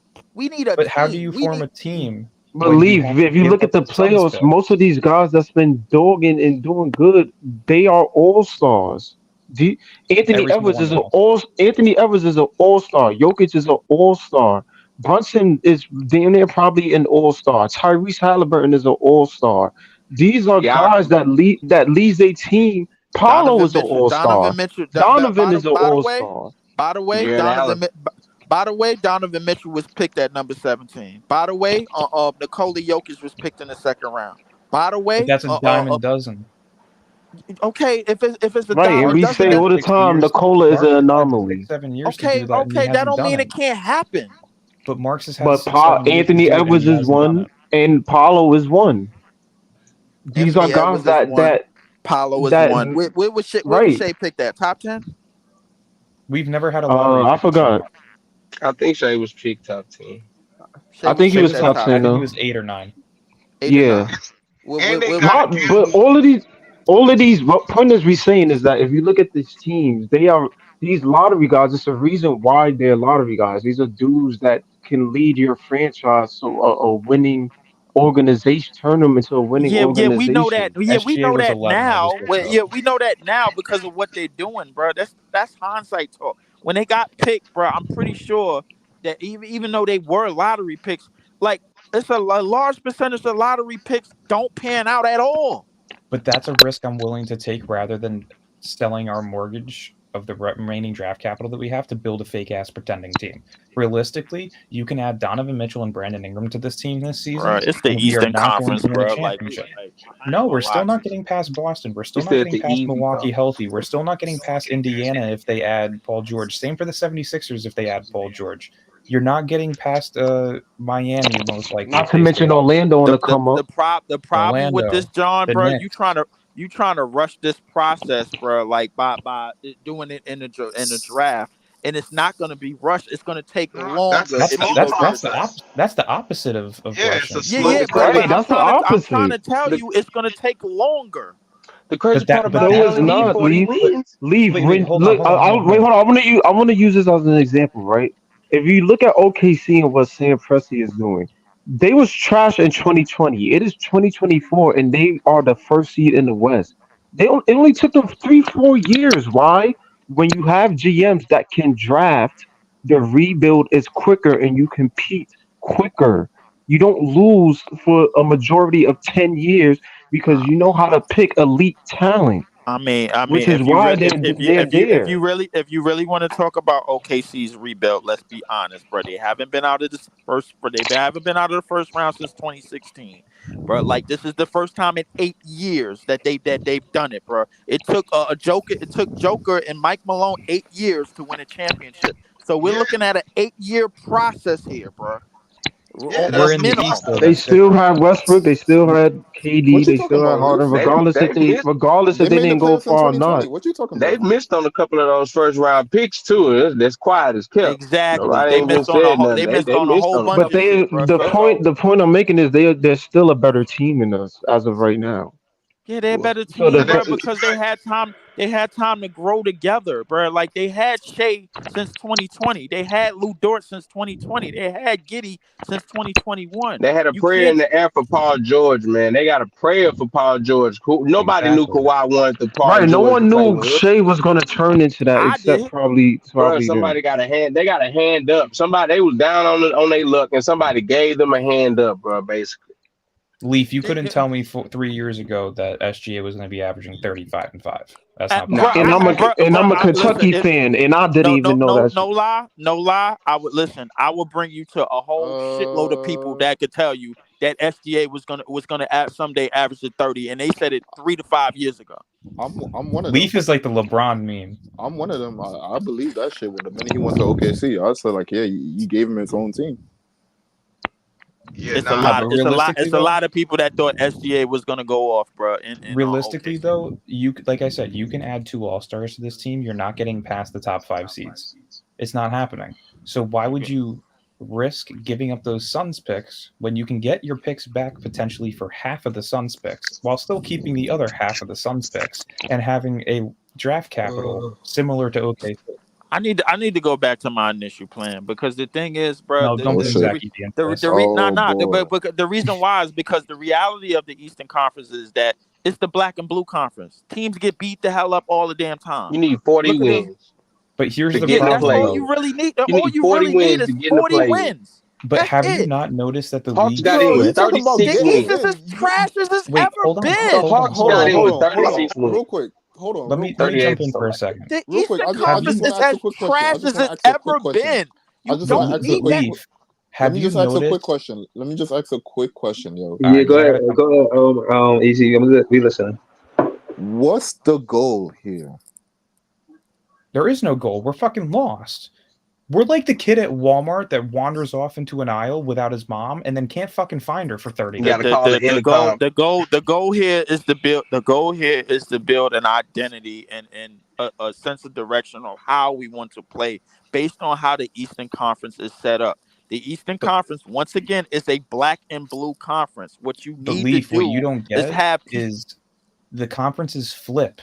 If you haven't noticed, the West has 11 teams that could be playoff teams, that could be top 6 seeds. I'm not talking about the wins. I'm not talking about No, I'm not either. I'm saying, though, that they have 11 teams that could genuinely be playoff teams. At some point, some of those teams who are borderline playoff teams spending a fuck ton of money are going to trade their stars out east because the East are going to be the teams that need players. It happens every 4 to 5 years.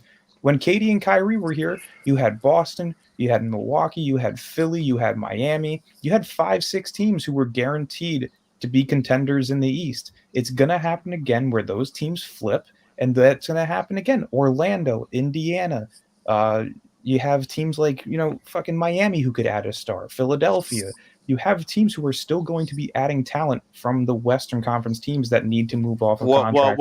If you're gonna say that, then you might as well put the Suns, the Warriors, and the Lakers in the shitter. So that's 3 teams that's out. That's gonna be out within the next couple of years, like you just said. 3 years, yeah. Yeah. Okay. So within the next year, based on the plan that I had, why can't we be a 45 team with the shit that I had, bro? Like in the Eastern Conference that doesn't have what you saying Because that's we going to barely have won in the 30 next games 2 to this 3 year. years. Horrible, bro. Because we barely won 30 games this year. We had a team that played together the entire season. Look, you cannot give Houston another top 5 pick under no circumstances. No, and I'm you a can't. Rockets fan, bro. Like y'all got to do something. And the problem is the only routes that you can take. Psychology. Yeah, the only routes you can take is going all in for Donovan Mitchell and overpaying for him because you're going to have to beat Miami's offer, or you're going to have to rebuild. Those are the only 2 scenarios. And what's adding Donovan Mitchell next season going to do for us? Take us from 32 wins to 39? And let me tell y'all something. If we trash next year and Houston get another top pick and them niggas get Cooper Flag or Ace Bailey or Dylan Harper, we're gonna be sick. No, Dylan. Was we sick when the Celtics got JB and JT? Was we sick, bro? Okay, then we just gonna stay sick then, bro. Like in the meantime, let's follow through with the shit that I've initiated, bro. Like because I had this plan on 5 months ago, bro. It's a plan. Listen, whether it work or not, it's a plan. Zach Edey's not gonna solve our problems, though. Zach Edey will be serving me burgers at McDonald's in 6 years. Damn, yeah. You know what? Holly is Zach Edey? He's 7'4". There's no way he's serving There's the no way. There's no way he's serving 300. somebody that's a foot taller than. He You can't better be get no him in boy, bro. 300. Like, get out of here. He can't do He nothing but going play back to basketball. Purdue if anything. But Zach Edey, you could get Zach Edey by buying a pick. If they want Zach Edey, they're gonna have Zach Edey. Dude, Thonmaker was Somebody 7-1. taking Zach Edey in the bottom of the first round, man.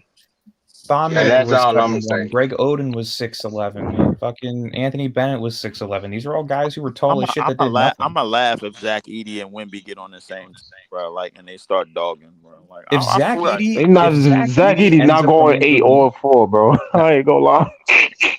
I'm gonna laugh if You're Zach not Edey getting go. that I'm gonna nigga. laugh if Zach Edey fall to the second round in San Antonio. Who's the or one OKC. dude that was in Boston for a little bit? Taco Watch. Fall. Like he's a Taco Taco Fall. He's Fall. not that. He's not that. He's not that. We said the same thing about Taco Fall was a little bit more athletic.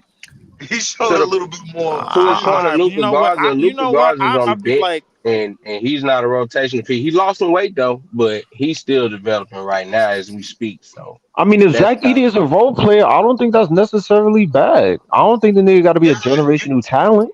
Yeah, I think if he's a good role player, he good. He'll be in Long Island all year. That's fine. That's no problem. Get Zach Edey. If Zach Edey's available, get him. But the main thing they need to do is stack assets. Is to get as many times up at bat to try to get a all-star player. And we know McHale is not that. I would trade McHale right now. If Houston says no, I'll take the 2 Knicks picks and something else. You know what I'm saying? Like, that's how much I'm just like, you can't leave this dude on your team, because if he stays on the team is going to be bad, and it's going to make his trade value go down. You know Stop what the wasting crazy time. thing I'll about trade Hey, this? McHale for a Breezy, I gotta chopped hop cheese out and a here. snicker. You know what the I ain't crazy gonna thing hold about you. this? And Jonathan O said it in the chat. He said in 2025, Brooklyn could have 80 to 90 million in cap space and 10 first-round picks, especially if they don't do anything this summer. So But Brooklyn will have you're assets to still work giving with up in the potential to 2025. get Cooper Flag or Ace Bailey. You're still giving up those opportunities. You're willing Cooper to give up Flag, 2 potential top 5 picks we really for 80 to we 90 really million worrying cap We about space. just 2 gave up a what top ifs, 3 bro. pick.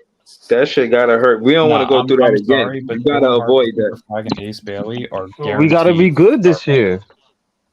We're not going to be good this year. That's very highly Hey, unlikely. Breezy, I gotta hop out, brother, though. I appreciate you for having me Oh, on. all right. Shout out to the Nets, All right. Chris, Dylan. Yo, Appreciate follow y'all. him I'll on see you guys soon. We'll hop on IG. again All soon. right, Dylan. All right. Later, Later, guys. Dylan.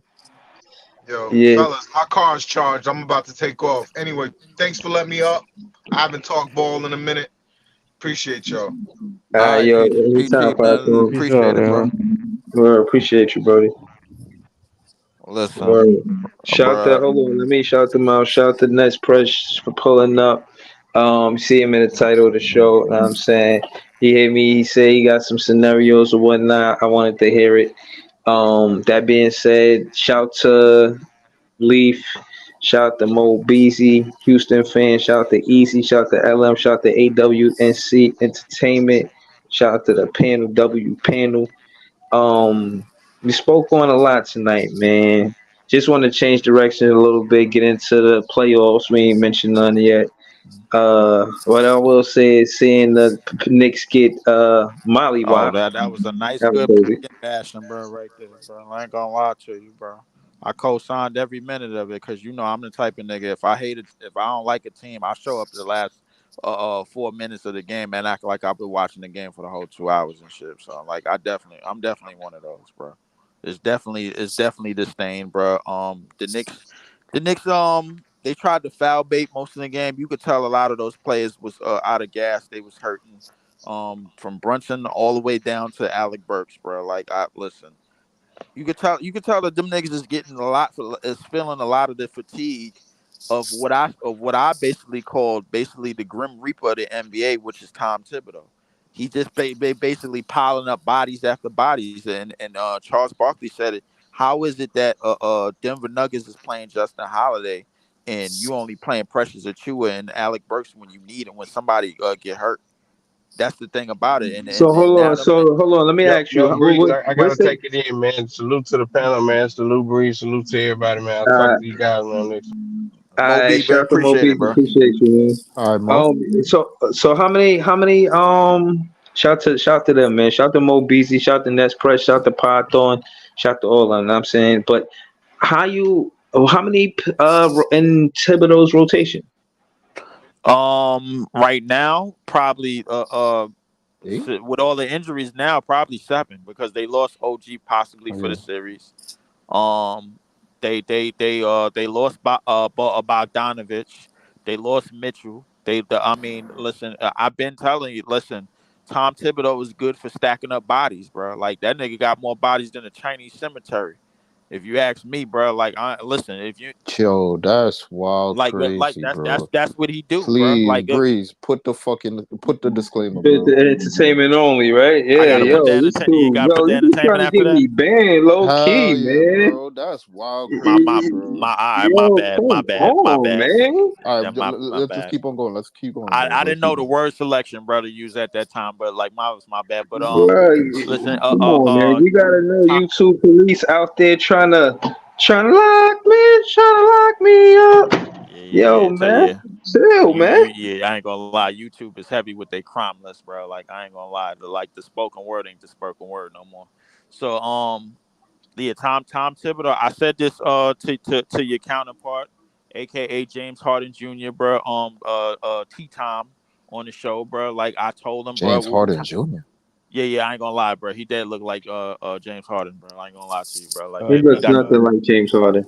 yeah, nah, he kind of do. But I told him, I basically told him that the detriment of that team is gonna be the coach in rotations because somehow, some way, bro, whoever is under Tom Thibodeau, bro, is gonna bite the injury bug, and they're gonna bite Yo, the injury bug, and they're listen. gonna This shit lose is a lot of years off of their career. listen. The sad Go part ask of it. D Rose.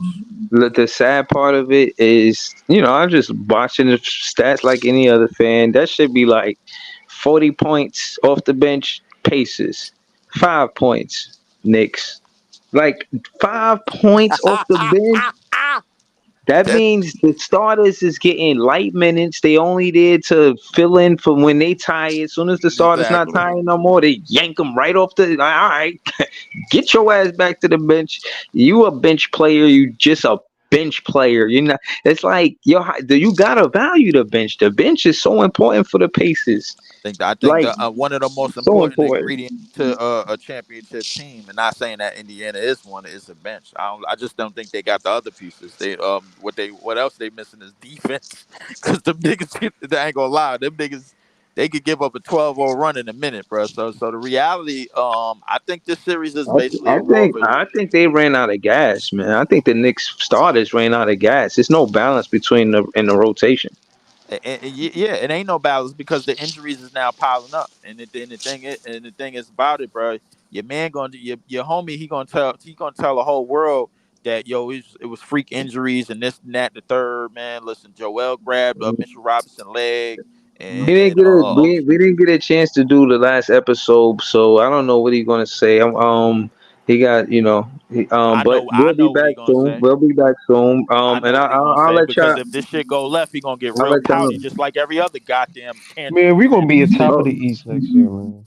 Yeah, we hold gonna on. be on Shout out top of the LM. East next year. I like that optimism. Yeah, we gonna be on We top going of it. If we hold do on. exactly what I say we should do, we gonna be right at the top of the goddamn East. Hold Easy. on. Shout out the panel. We got Eskimo with us. Talk to us, Eskimo. What's goody? What's good, everybody? You know what I'm saying? Yeah, You watched that the What's games good? today? You watched the games today? yeah, I Ice, what watched the game up? today. I definitely watched the game today. What you Ice, thought Um, what about up? the pace in the game? oh man, Knicks don't have a backup point guard, so they tend to lose points when JB is on the bench, and that's why you know what I mean, they bench points look like that. So he got to come back in the game. But today, the Pacers actually played like they usually play with that fast pace. They just ran them out the gym. They was hitting their shots. They played a little defense, got them tired, and they Knicks couldn't come back to save their life. You know what I'm saying? They was like out of gas type shit. Yeah. Nah. What about the next game with the Nuggets and the Wolves? How you felt about that? Oh, Niggas don't want to I ask said me about Denver. that. I still got Denver winning it all, but I never thought the Timberwolves could play them like they did the first two games.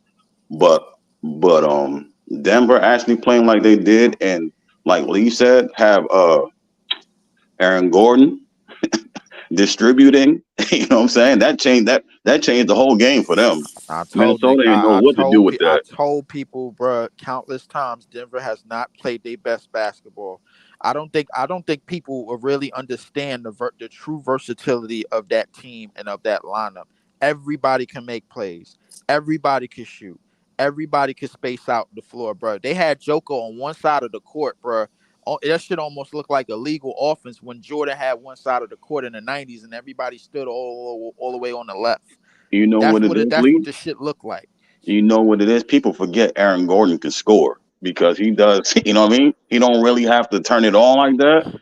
And So not just that, they forget he could put the ball on the floor. They can forget that he could create on his own. They forget that he could run pick and rolls, create out of the post. Bruh, like the true versatility of that team is that front court. Aaron Gordon, Joker, and MPJ. They could do a little bit of everything. I'm telling you, bro. Like Joker destroyed that front line. Destroyed them. Cat, Rudy, Nas Reed, they stood no chance, and they got production out of their bench with Reggie, and, Watson, and Braun. They You know, destroyed them niggas, bro. Like you they know what? was. Hold on, I just want to add to this. Again, what I'm just again a fan of the game. The more you play one team, the more you see your X's and O's. Who's more efficient? Who's more sharp? Who's more, you know what I mean? Like you did the pick and roll, but was it sloppy or was it clean? You know what I'm saying? A lot of that, like just staying in the flow of the game. And I see the more, I do see experience from Denver. You know what I mean? Those first two games, it's like the Wolves, they just hit them. They hit them hard, but the Nuggets responded, and they took back home court advantage. So this a weird series to me because both teams are road. They just got road wins, like no home wins. I didn't see that. Coming. Pause. I didn't see that happening when this season. I mean, when the series Knicks started. is cooked, Breezy, I man. think they, These I think, Lakers, I this think the shit old. Timberwolves just play better with Rudy on the bench. As far as the Nuggets, But they ain't I got think no answer for Jokic. It was like Rudy locked up Jokic, and then he didn't. You know what I mean? Like they got no answer for him now. Only person that played I good think today Nas was Reed is Anthony Edwards. better basketball. So it is okay. So it is true that is Aaron Gordon is the X factor for the Nuggets for the most part. Yeah, the Yeah. way they strategize today, yeah, they got no answer for that because they kept trying to double team Joker, so they switched the whole game plan up. Like, all right, Aaron Gordon, you take it, you bring it up court, you set up, and they don't know what to do no more. You know what I mean? Because then if you double Aaron, then you got to deal with Joker and Murray, and then Michael Porter Jr. Like, what are you gonna do? You know what I'm saying? Now Jamal Murray back in his element now, so Yeah, so you on scramble mode the whole time. Like the whole game, you just scrambling. Yeah, hold on. Let's move around the panel real quick. Easy. Even though it was a loss, what you think about Anthony Edwards dropping 40? I mean, that was cool. I didn't really think too much of it. I even really was watching his points. I mean, I looked at it at a point in time in the game to see what was going on because I couldn't understand the offense. But I mean, that's cool, dropping 40 points. I mean, add to the legacy that niggas want to fucking jump on about. But I saw a lot. I saw a lot from that game. I saw a lot from this game. I See, saw a like lot. this nigga Easy, bro. See, he So he what read about my what about mind, bro. See, so what about Cat? How y'all feel about Cat? Cat did a uh, lot of fuckery today on that fucking court, boy. Cat got destroyed. I mean, 1 for 11, bro. Like that I shit is mean, like, Got destroyed. he did a lot of things that I mean he gonna have to go back to the film room and really watch tape and look at what the fuck he did. I mean, yeah, he was 1 from 11, but like some of the looks I saw him get, like some of them rim in and out. Some of them was fouls. They didn't give him no fouls. He was bitching, but like he was focused on making the bucket, but it didn't go in. Some of them it was just bad misses. But like there was some shots that he should have not taken. Like there was a I think it was in the third quarter. Nigga took a fucking like the ball came right back to him at the 3. Nigga just took a 3 out of nowhere, badass 3. Fucking missed everything, just hit a backboard, bro. I'm like, yo, bro, what is that, bro? Like that's some bullshit right there, bro. Like you chucking up bad shots, bro. You can't afford that when your offense, like your team is not made on like you're not gonna run up the score. Like if you make a run, that's gonna take a lot from y'all to make a run because y'all run is based on defense. Right now, they're clicking on offense and y'all missing assignments on defense. So you can't be taking bad shots, hoping shit go in, my nigga. The fuck was that, bro? I saw a lot of That's a fuckery. fact. I saw a lot of fuckery from this. That whole team, the whole team did some bullshit. I'll say Yeah, this. that's a good point, Real quick, Minnesota. real quick, Leaf. I'll say this. Ant-Man played the best on his team, but that team in a whole, all of them niggas, Jaden McDaniels, Mike Conley, Cat, Rudy, motherfucking Gobert, Nikhil, Nas fucking Reed.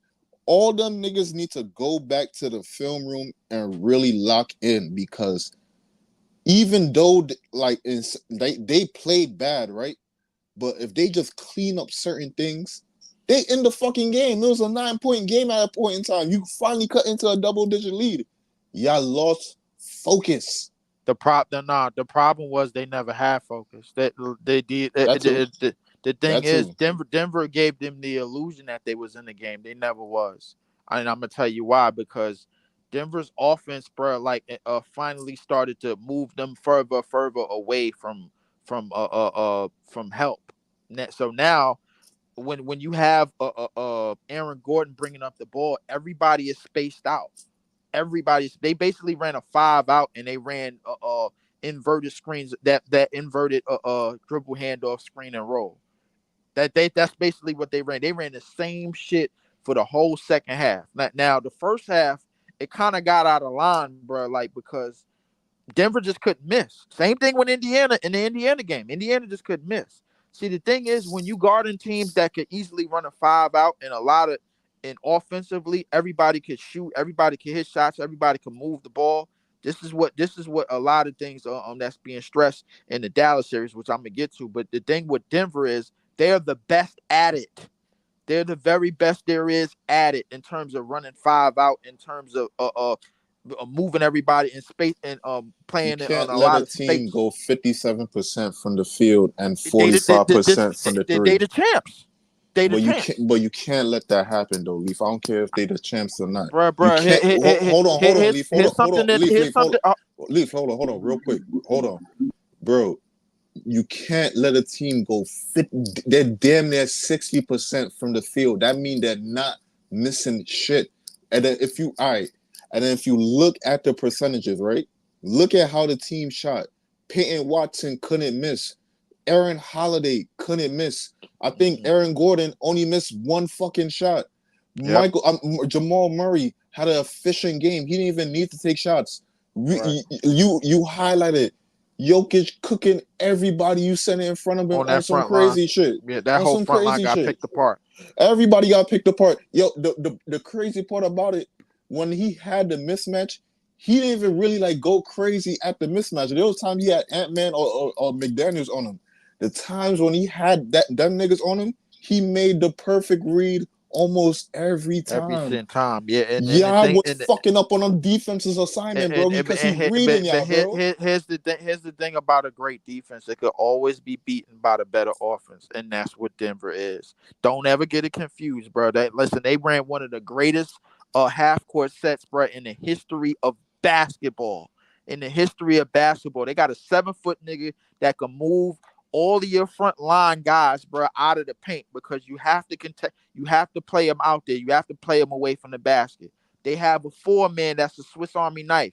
He could put the ball on the floor. He could create mismatches out of the post, bro. Like he could play out of the post. He could pass. He could dribble. He could shoot. He could create his own shot. He could drive. They got another player, MPJ, bro, that could do a lot of the same things. And they got KCP for a lot of shooting. And he could do pretty okay on defense. And then you got Jamal Murray, who once he start hitting all the bullshit, crazy circuit shots that he be hitting, bro, there's no real stopping them. So don't ever get it confused. The Denver Nuggets, bro, know what the hell they do. They knew what the hell they were doing all along. I told niggas that they did not play their best basketball yet, and now they seeing what the Denver Nuggets really look like. Real quick.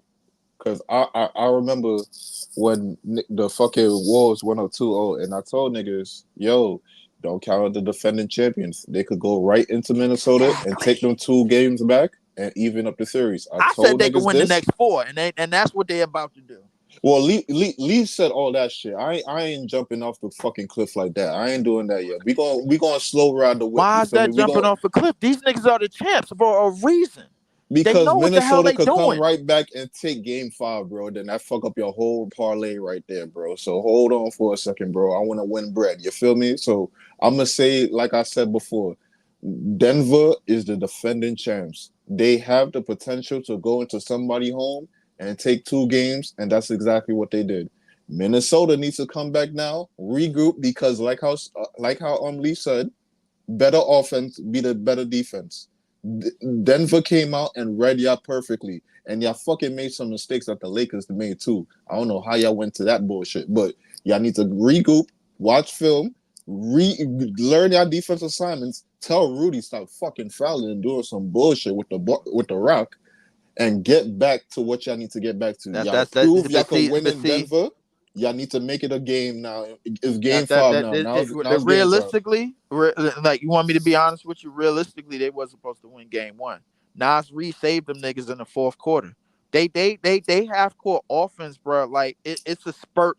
It's a spurt streaky type of offense. It's one of the reasons why their defense is so much better. Defensively, they're so much better than what they are offensively. A team like that, bro, like can never get the better of a team that is as potent, that is focused offensively, bro. Like in all they X's and O's and all of their spots is Denver. The reason being is because Denver knows what they're doing, bro. They just do. I can't really explain it. When you like nobody, there's no way you saw. Crazy, yo. But there's no way that you saw Aaron Gordon basically playing point forward for most of the second half in the first two games. There's no way that move was obvious, bro. You had to take the ball out of Jokic's hand. They're pressuring this nigga from full court, bro. Take the ball out of his hand, put it in somebody else's hand so he could get a breather, bro. That was obvious that was going to happen, bro. That's not like a makeshift move like that changed the world, bro. Like, you saw that happening, bro. You know, like, everybody said that, bro. You had to do that, bro. You can't have your center getting pressured 94 feet, bro. 94 feet, right, Yeah. right. But the thing But the thing that I acknowledge is that this series was going to come down to the front court. I said after game one, Aaron Gordon and MPJ are going to have to put their stamp on this series. Hold on, what you said? I'm with you, Lee. Come on, what you had said? So I was saying, like, you didn't see Aaron Gordon. You never thought it was Aaron Gordon because he's usually in his rebound, you know what I mean, post up a little bit. He might hit an open three. That's usually his role. And the other three guys do all the damage. Now, this time, they switched it up. So you're not prepared for Aaron Gordon to do all the things that he could do. And now you want, like I said, you want scramble mode once you start seeing that. Like, oh, he's put my man in post, he scores. All right, let's go. Can I rebuttal that? That real quick? So I saw that coming because from what it was game 2, I saw they had Rudy Gobert on Aaron Gordon. I'm like, they're gonna look into that if they're getting fucked up. Like you good thing you shellac them, right? They're gonna look into that, and they did that game 3, and now they're doing that game 4. You saw that from game 3. You needed to adjust from game 4. Y'all wasn't prepared, bro. They did the same mistakes that the Lakers did. You can't fucking let this nigga drop into the dunker spot when you got Jokic in the paint, bro. You gotta let niggas play one-on-one. You gotta make the help come from the other weak side, bro. You can't let it come from Aaron Gordon's side, bro. Aaron Gordon is going to dunk all over you, bro. You gotta take your chance with the 3. You gotta take your chance with the 3 and scramble, bro. You can't let Aaron Gordon come and dunk in your face, bro. It's over after that, bro. The problem is they was already screwed when they let the ball get into the paint in the first place. Right. They already screwed off the first pick and roll, bro. And I'm gonna tell you why. But what Denver runs is basically inverted pick and rolls on the left side of the court. If Joker is working on the right side, bro, then the person that's going to be in the dunk box is mostly the person that's going to dive in from the 3-point line in the corner. So that I read their whole shit, bro. I'm focusing on this shit very carefully. So if Aaron Gordon is in the corner, bro, that means, bro, that he's going to dive, bro, when the defense is just laying there napping. And then they might call a double team for Joker, bro, on the far right because he's usually on the right box. And he can make passes over the shoulder so easily. He can make those no-look passes to the cutters. That's what he's been doing for years. So the reality is that when those passes kind of get cut off and they defend it, Aaron Gordon can make the extra. And now you have the defense moving. The thing about the Minnesota Timberwolves is, bro, having a great defense, bro, like it's almost like having a great defense in the NFL and not having that good of an offense. You know what I'm saying? Your defense can only do so much. Your defense can only get so many stops, bro, before they get gassed out. If they got to run around, if they got to chase dudes around screens, if they spaced away from the basket to where they get stops and where they block shots and where they make most of their defense count on the backboard. So when you move them away from the basket like Denver been doing for the last 2 games, this is when the shit starts. This is when a better offense beats great defense all the time. That's the thing that always comes up. Let me say this real quick. Denver did a good job as up to utilizing a lot of screens to help Jamal Murray get free and get some separation from whoever was defending him. They used a hell of a lot of screens, bro. I thought I was fake watching the Warriors for a second. Them niggas used a hell of a lot of screens Yes, to they free did. Jamal Murray. Yes, they And that was did. a good thing. That was a good thing too. They kind of worried Jaden McDaniels down. He had to fight through a lot of screens. I remember Yes, there they was a lot do. of times there was a few times Jamal Murray brought the rock up from the inbound, and like there'll be a screen. Jaden McDaniels have to fight through the screen, run back and get up to the nigga. Screen they'll be running a set. Jamal Murray get a down screen, or they set up a regular 1-5 screen. That nigga have to rush back and get to that nigga. They made Jaden McDaniel work for his money today. They But definitely did. And but it's like because crazy the that thing is that when you hold on like real when quick. you, Hold on, Leaf, real quick. So they made him work for his money, but still at the end of the fucking day, he proved to be the best defensive player on the court. Here's my thing though, Rudy. What the fuck happened this game, my nigga? This had to be your worst game in the series by fucking far. Some of the fouls you got was some bullshit. I ain't gonna lie. Like the rest on some bullshit. Like I ain't gonna lie. Like that third quarter felt like it lasted forever from the fucking calls that they just kept on he calling. did put Like the money signs up for one of them. I think he's gonna get fined. yeah, he gonna get fined. They gonna drop 100K. You gonna have to Yeah. 100K out your pocket. But Yeah. I mean, they was What you going mean? for. What's that? What's the money sign? What happened? Nah. So in Cleveland, bro, they called a foul on him. When officer fouled on him, and then after that, he put up the money signs. He put up the two money change signs up, and he was like, kind of basically saying, "Yo, it's money on the line," some type of shit like that, bro. Like that's what they read it as.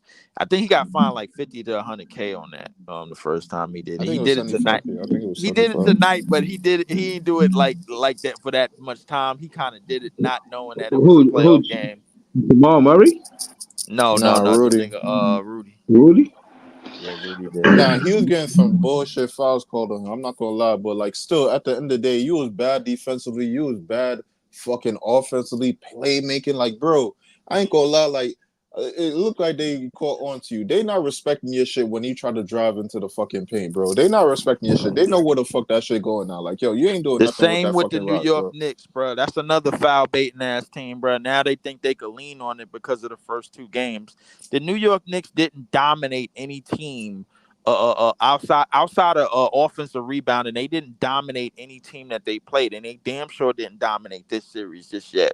They got their ass beat today, bro, and I'm starting to see the real fatigue show, bro. Like on a lot of the starters, bro. Like so whoever mentioned that they basically have nothing, bro, when JB is not in the game, and you're right, and it's gonna get exposed even more and more because Indiana, bro, Indiana's bench is starting to expose what they don't have, bro, outside of the starting lineup, Let which me is say this. crazy to me.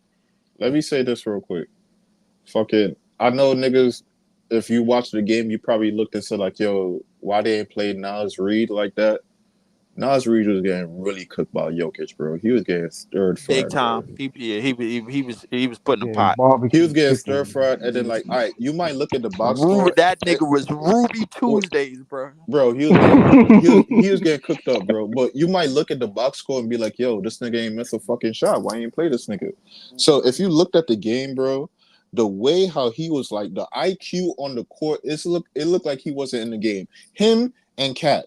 Cat was trying, but like the IQ was like in and out. And when I say in and out, I mean like 80% fucking out, 20% in. So like you focus 20% of the game. You was fucking up, bro. I can't get over that dumbass And Rudy. I think I ain't gonna I I lie think to gotta you. say, watching Rudy dribble and get a travel every time is so hilarious, bro. Yeah, That very shit is hilarious. hilarious. It just shows you the true versatility of Denver to Minnesota, bro. It leaps and bounds better, bro. When in the Nas Reed part, it wasn't just Nas Reed Joker. It wasn't just Nas Reed getting cooked, bro. Like it was that whole front line. Them niggas was a steak and crab dinner tonight, bro. Like it wasn't even close, bro. Like they because the thing is when you assert most of their front line on defense, Ant Man is basically by himself because anybody else, Conley can't give him that much help. J Mac can't give him that much help because J Mac is compromised because once he pick up 2-3 fouls before the third quarter, he's basically compromised. You put him in a box. So Denver realistically they know what they doing, bro. Like they having a defense. They having Minnesota's defense more and more assert themselves than instead of just giving them shit easy on offense. They like, all right, yo, Ant-Man, yo, you gonna beat us? Beat us. The same thing that's Dallas is doing, which we're gonna get to that series a little bit later. But listen, the Knicks got what they deserve, man, with they foul baiting ass, man. Like it is what it is. Man, Minnesota. I knew Minnesota was Golden Corral when Jamal Murray hit that fucking half. Said Golden Corral. Yo, there was a Man, point that in shit was. time. All you can eat, yo. There was a point. Yeah, bro. Them shit niggas is cooked. Yo, them niggas is fried. there was a point in time when, like, I think Ant-Man had like 25 points and nobody else had double-digit points, bro. But the problem Yeah, that with shit was that, sad. Cat took the second most shots. So, nigga, what the fuck you doing, bro? Like, Playing nigga, trash. He only had one field goal for mad long. Then he had two field goals out of 11. It was nasty work. like Nigga I don't said, got no help out there. I saw him trying, and I saw some shit like it could have went in. Like I understand some of the misses. Some of the misses, like, you took some bad shots, whatever. But like your game as a whole today, bro, you wasn't here, bro. You could have never been here, bro. Like you wasn't really locked in like that, bro. Y'all couldn't have been locked in. Bro, them niggas was chicken tenders, bro. Fried. Niggas Nah, I was talking about chicken. air fried nuggets, bro. Yo, Nuggets and fries on me. I think the Yo, first half been Minnesota problem, bro. Nah, the niggas not air fried no more, man. They not air fried. They looking like gold nuggets right now. I could have swore when niggas went down 2-0, everybody came on the panel like, yo, nuggets and fries on me. These niggas is cooked, bro. Nah, I said that. That was me. I said they nuggets air and fries fried. on me. They talking win in the mad next shit. 4. That's what I said, bro. I ain't give up on shit. I said, bro, they gonna win the next 4 games. The niggas was like, yo, Leaf, yo, you wildin'. And they already won 2 out of the next 4. Yo, as I remember, I was the only one that picked the Nuggets on the fucking panel, son. That's not true. I picked the Nuggets to win the series. Everybody picked the T-Wolves after game 2, bro. I did not pick the T-Wolves after game 2. Yeah, Leaf picked the Nuggets. All I said was Denver didn't play their best basketball. Like niggas was like, yo, Leaf, bro. Like, Yo, Leaf, if I'm not mistaken, after game 2, you came in like, yo, these niggas might get fuck around and get swept, bro. You did say the point. You did say the point about Denver didn't play their best basketball, but you did came in and say like, "Yo, these niggas might fuck around and get swept, though." No, I was speaking on the game. I was speaking on the game. I was like, because they got destroyed, bro. Like them niggas got destroyed on their own home court. I was like, damn, these niggas got cooked, bro. Like that ass just put in the air fryer, bro. Like they got to clean this shit up. Nah, they did get shit like, bro. I ain't gonna lie, they gonna have to the game plan. I don't know what the game plan was for Jamal Murray, but that shit not This working. shit is over with, bro. Shit. I also think Minnesota can get one. I think they can get one. Minnesota can't get shit. They already figured them niggas out, bro. Shit is over with. Shit is over, bro. Next question. Next series, actually, bro. I don't want to talk about this. If Cat could play better than Cat has always been the key, bro. Cat is always the key, but we know what he is in the playoffs because if you watched him in the past, he one of the you can't main say reasons, that, bro.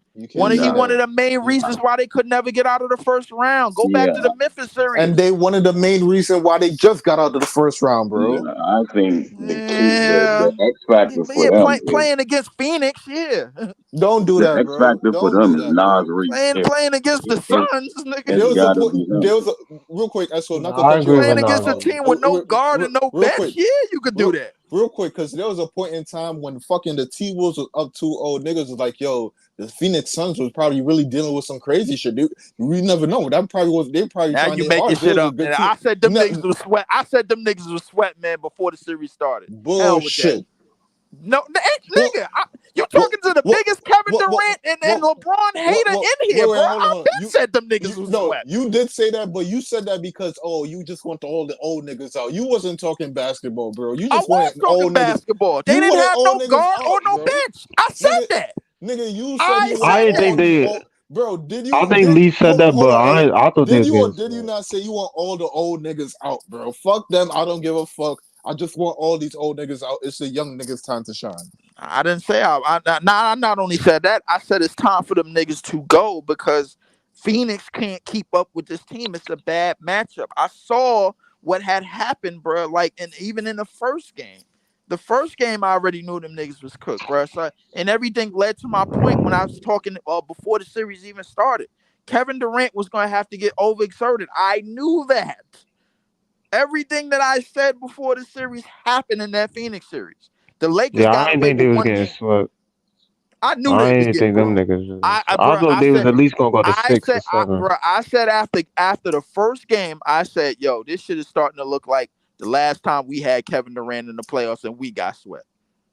I said that. It's starting to look exactly like That that, shit bro. bring back bad memories. I ain't gonna lie. That shit was horrible. Brooming. That's what it was, man. Niggas, sweep them niggas under the rug or something, bro. Like, do I think something. the Knicks is done too. I think them niggas going down in 6. Just wrap them up. I think the Knicks is cooked too, bro, because they ran out of gas. Yeah, no, seriously. This is what my favorite part of the show is. I really wanted to do that show with Tea Time, man. But I'm not gonna lie to you. I like the Knicks in the way where, as far as just talking basketball, they were competitive in the first round because the starters were fresh. But the shout to True to King TV. He a Celtics fan. Shout to you, bro. I seen you in a crossover too. Shout to the crossover. I sub to the Shout out page. to the crossover. Word. You know what I'm saying? I be tapping in word. Brunson gonna have to drop Will Chamberlain numbers for them niggas. But no, but that's what I was saying. Like, so that's the thing. I Nigga said didn't Will like either. Chamberlain numbers. That's Like, crazy. no, to Easy point about the narratives. That's what I was saying too. Like the other game, he had hurt his ankle. He was out in the half, and then he came back, and he was like, "Oh, he playing like Willis." I'm like, "Fuck out of here, man! This nigga's doing too much with this narrative shit." But I said that to say because I'm a Nets fan, so you know how we is insane. What the fuck? What? They was on some shit, bro. They was on some shit. But listen, I mean, that's what happens with Tom Thibodeau overplay his players, man. Now OG injured, Mitchell, Randall, Bogdan. That's what happens. Now you barely got any depth. Nah, you can't There's only blame 7 Bogdan. players. Don't play. I mean, not Bogdan, but still, you overplaying all these players. They playing 40+ minutes. You can't play. Josh Hart gonna say you tired, but nigga, y'all need rest. Wait, hold on. It's not just that. They playing it against a team that's using their entire bench. Wait, hold on. About a 10-man rotation. Go ahead. That's true. That's true. Real quick, you can't blame Bogdan on him because he didn't even really play that nigga like that. So that was an injury on his own. You can't blame Mitchell Robinson on him because he was already injured. He came back and then bullshit happened, bro. So like you can't blame. He came off the bench, bro. So like you can't blame him. Julius Randle, you really can't blame him. I'm blaming that nigga because he bad luck. That's why, Easy, bro. Hold bad on, fucking luck. And if you don't know that, you should have known it back in 2012. Yeah, I ain't gonna hold you. You see how I be talking about? Hold on. Let him finish. You can't really blame Julius Randle on him because that was an injury. He was been supposed to get the fucking surgery. He thought he could rehab it. He fucked up, and then he had to get the surgery, my nigga. So like, and I think that's like a reoccurring injury. Like that's an injury that's near like around the area that he already got injured at. So like, come on, bro. Yo, hold on, you Easy. can't blame him for, bro. Like, hold on, Easy. And the thing is, going surgery to me mean going under the knife. And you never really want to go OG on him too, bro. Like he came back from injury. You played Josh Hart 48 minutes. You didn't play OG over fucking 45 minutes, bro. So like, bro, you can't. If you know they coming back from injury, if you know they coming back from injury, then why you playing them over 40 anyway? Josh Hart for 40-something minutes. And guess what, bro? Josh Hart and them Villanova niggas is next. They next on the chopping block, bro. Tom Thibodeau don't do nothing. Tom Thibodeau don't do nothing. Tom Thibodeau don't do nothing but stack up injury after injury, bro. You don't need my word for it, Leaf ain't wrong. Look what happened to Rose. Bad effing luck. Bad luck. He's not wrong. Look what Chicago still blame him for what happened to Rose to this day, bro. Rose should have never been in that game, and he should have been out. That's what should have happened. Look. That's completely true. I'm gonna agree with you right there. But Rose, the niggas was up by a dozen. There was no reason why he should have been in the game. Rose was sorry Rose ass plays bad luck. Easy. Rose play style was yo. Leaf is going crazy. Yo, son. Rose play style was Rose play style was gonna get him hurt regardless, bro. You saw how he played, bro. He was gonna get hurt regardless. Like Maybe Nah, if you didn't easy. have Come Tom on, Thibodeau bro. as hold on, if you didn't have Tom Thibodeau as a coach, maybe you had a different coach. You probably could have prolonged that. But if you look at how, do you remember Derrick Rose, bro? Remember how he played, bro? He didn't even land conventionally all the time, bro. Don't do that, bro. We remember Derrick Rose, bro. He didn't. Yo, he got up there, bro. He got up there, bro. What you mean? I think Rose was one of the best niggas that was athletic at that time. The best at landing. If anything, I think Russell Westbrook at that time, that was the main person that needed to work on landing. That nigga was dunking on everybody and was landing Hold crazy. on. I just want to say The this. Russ actually Hold maxed out on, his leave. career as an athlete, though. Hold on, let me say this. In the playoffs, with the extra physicality that the refs holding their whistle, that usage rate, what I mean is playing both sides of the ball heavy. When that happens, that shit is a lot. The one thing that I'll give the Pacers strategically, that they made the Knicks make Brunson play defense. Now he'll get in front of a charge, but just like on ISO defense, you could get around Brunson. You know what I'm saying? And Halliburton could see over Brunson. You know what I mean? So I'm saying that to say Jalen Brunson usage rate got crazy because, like we said earlier, they didn't got OG there, bro. You seen their record without OG? It's under 500. It's bad, bro. So I'm saying that to say OG is somebody that could step up and play be a two-way player, play the offensive side of the ball if necessary, but not consistently, like on a regular basis. You know what I mean? So. But when you burn players out, Breezy, they just liable to get at some point injured, bro. Like we don't wish injury on them, but the fact of the matter is, with Tom's play style, to easy point, you right. Some of that stuff you can't blame on Tom Thibodeau. Like some of that shit was unfortunate, but with Tom Thibodeau, he is known to run his players into the ground, and those players get liable to injury, bro. Like we seen it happen in Chicago. A lot of the Chicago fans that we know, they still blame that nigga for not only Rose, but Jakeem Noah, and the rest of that team at the time, bro, where they was just ran into the ground. Like you gotta be able to at least let your players get some That's not fair, some amount of rest, bro. Jalen Brunson out there looked like that nigga ran a marathon. Like, bro, he out there looking tired as hell. That's not fair, bro. That's because this game with the Pacers, from the tip off, the Pacers did not slow the ball down at all. So the fast pace was crazy in the first quarter. So they ran like the whole game. Yeah. But that's their play style, though. Well, they couldn't do that the first two games. Right, but no, I think they did. But again, when you play, it's gas, bro. It's gas. The Knicks can't continue to play Brunson for both sides of the basketball for 40 plus minutes, bro. It is injury prone basketball. Real quick, you gotta expect the injury to happen.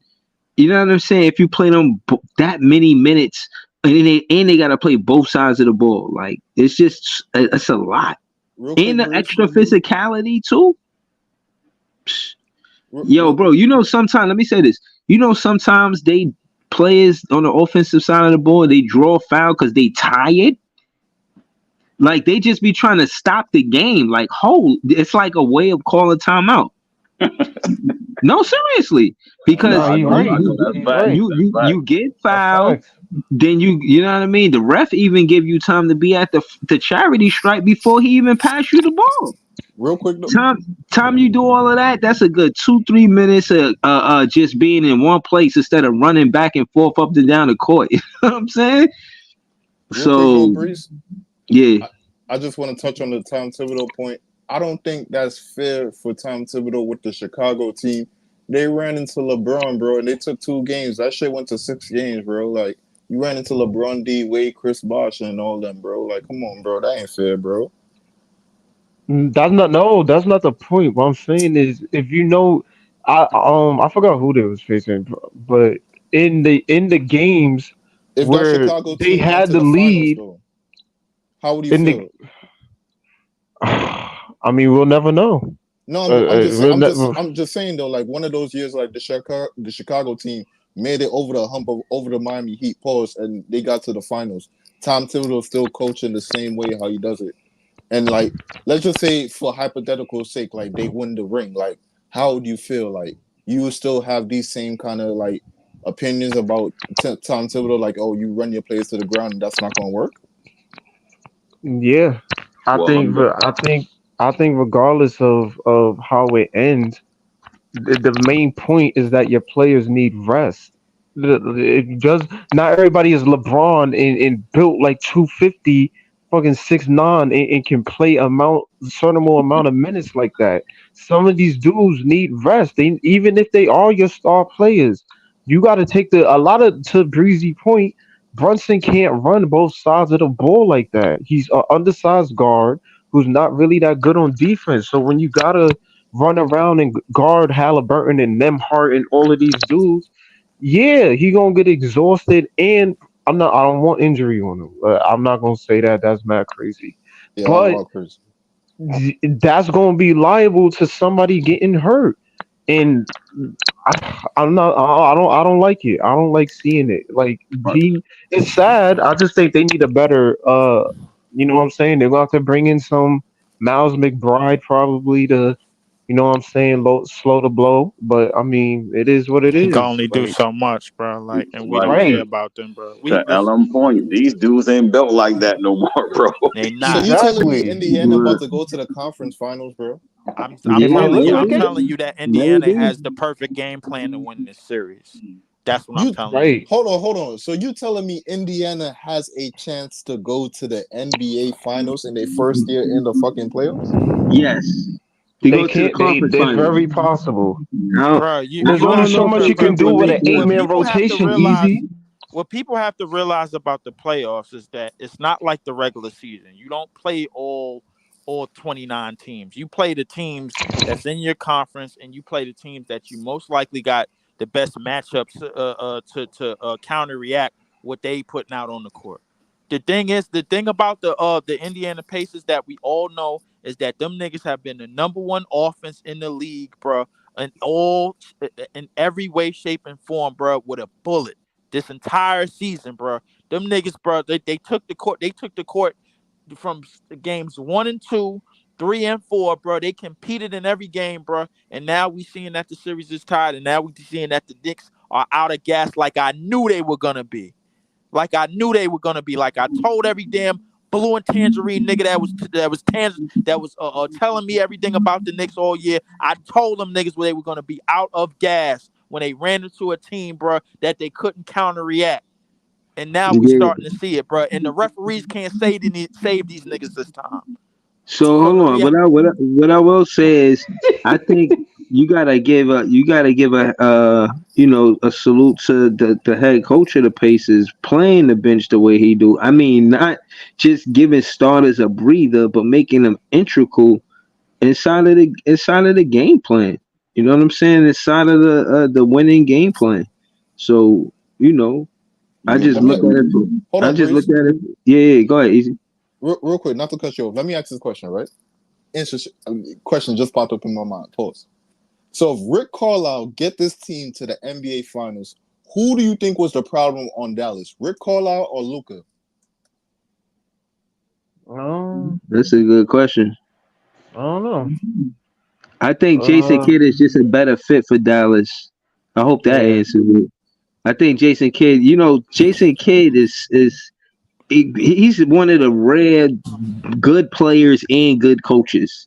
You know what I'm saying?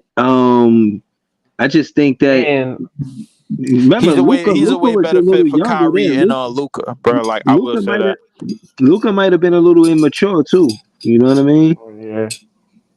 He might have. I ain't gonna hold you. They might. I don't think Indiana get Carlisle got a look like young Boston is gonna be Cleveland. That's immatureness at this level. Say that. I didn't hear you. You say that again. Rick Carlisle got a whole young ass team that doesn't play defense. That's immaturity at this level. Well, the thing is, if you go, I think he's talking about the personality. It's a lot of Rick Carlisle teams, bro, like that didn't play defense. bro. Like the team. If you go back to them teams that he had in Dallas after they won the championship, he had defensive pieces, with Sean Marion, Tyson Chandler, J Kidd who was on that Dallas team. So the reality is that I think offensively, bro, like Rick Carlisle always knew what he was doing. He always knew what he was doing. You could go back to the teams that he had, and you could tell that, bro. He always had guards that could push the pace and pass and get to the open shooters very quick, play up tempo style, bro. Like, so this is kind of like this. Realistically, this Indiana Pacers team is kind of his dream because this offense is good enough to where they could shoot the lights out of the basketball and get a few stops, bro, like here and there.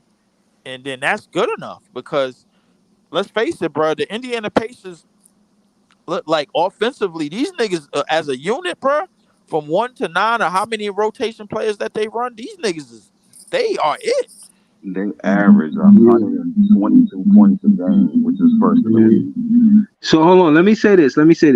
The reason why I mentioned the 10-man rotation or whatnot, what they run at the Pacers, is because everybody that's out there is fresh. Everybody 100%.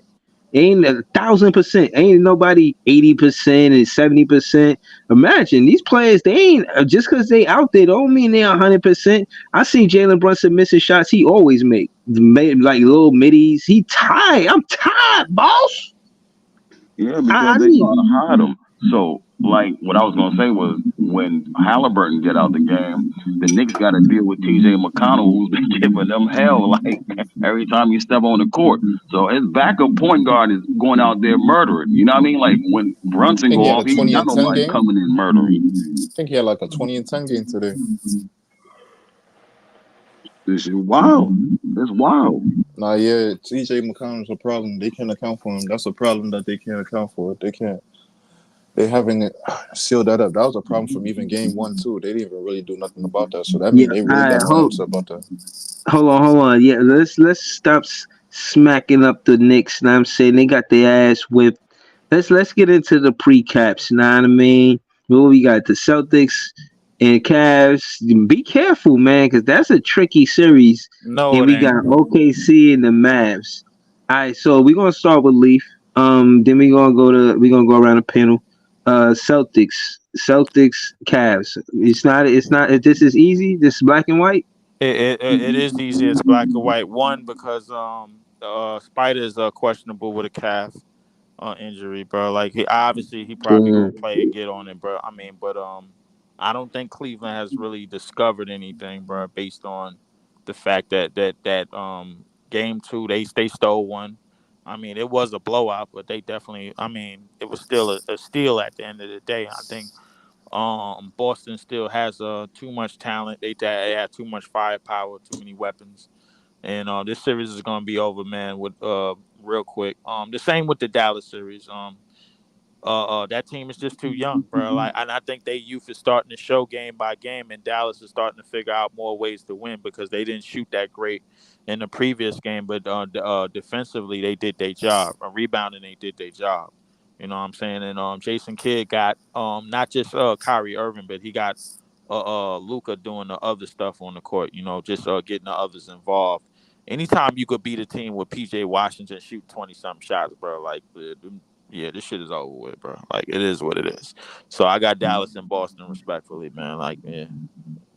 Respectfully, shout to Leaf. Subscribe to him at Leaf 4788. We're gonna go to Easy. Easy, talk to us. Easy, who you got tomorrow? Celtics or Cavs?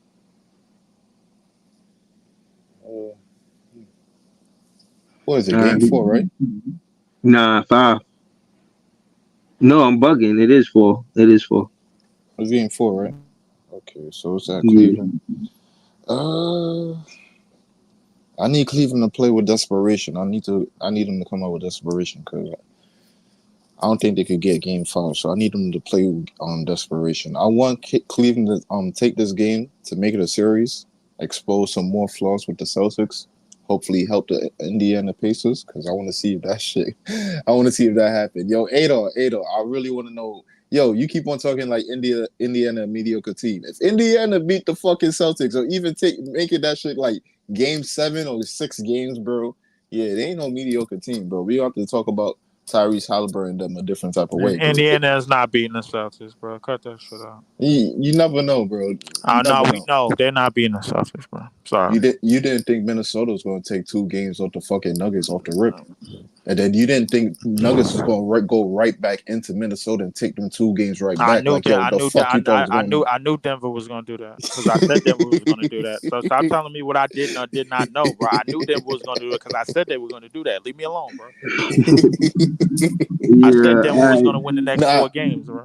Nah, all right, but I want Cleveland to take this game, but I see Celtics coming out. If they really come out locked in, but I keep on hearing about Jason Tatum got like an injury, like a little low-key injury that nobody's talking about. So I need to look into that. But if they come locked in, bro, pause, they could take on game 4. So I'm gonna give Celtics game 4, but I'm rooting for the Cavs.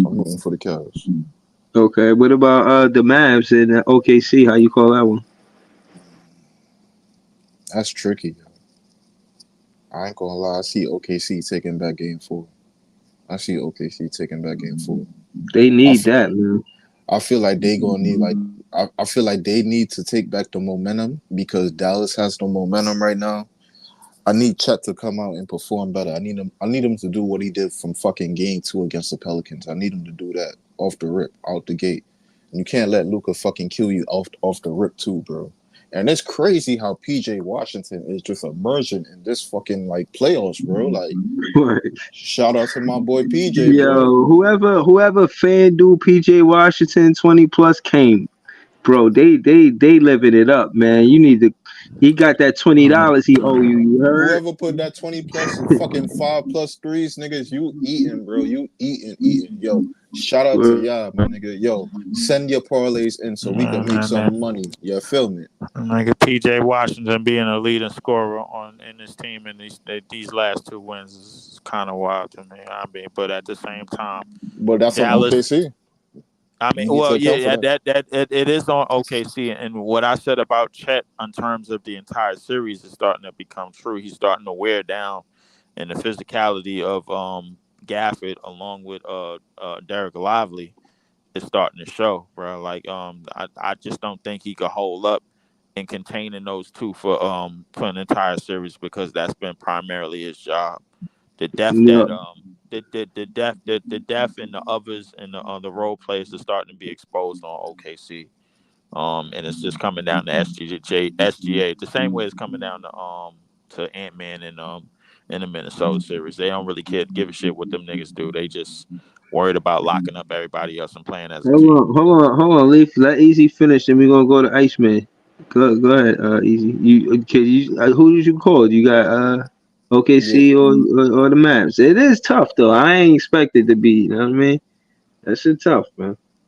Yeah, I ain't gonna lie. I see OKC taking this game back. I see them taking back momentum in the series, forcing the Mavs having to go on the road and take that game back. So I got OKC this game, but I ain't gonna lie to you. I'm low key rooting for the Mavs. I already picked the Mavs, but I'm low key rooting for them. But I want a series though. I want a series. You want to see the Mavs in 7? I don't like game 7s, bro. I don't like game 7. Even though they got the heartbreak kid, I don't like game 7s, bro.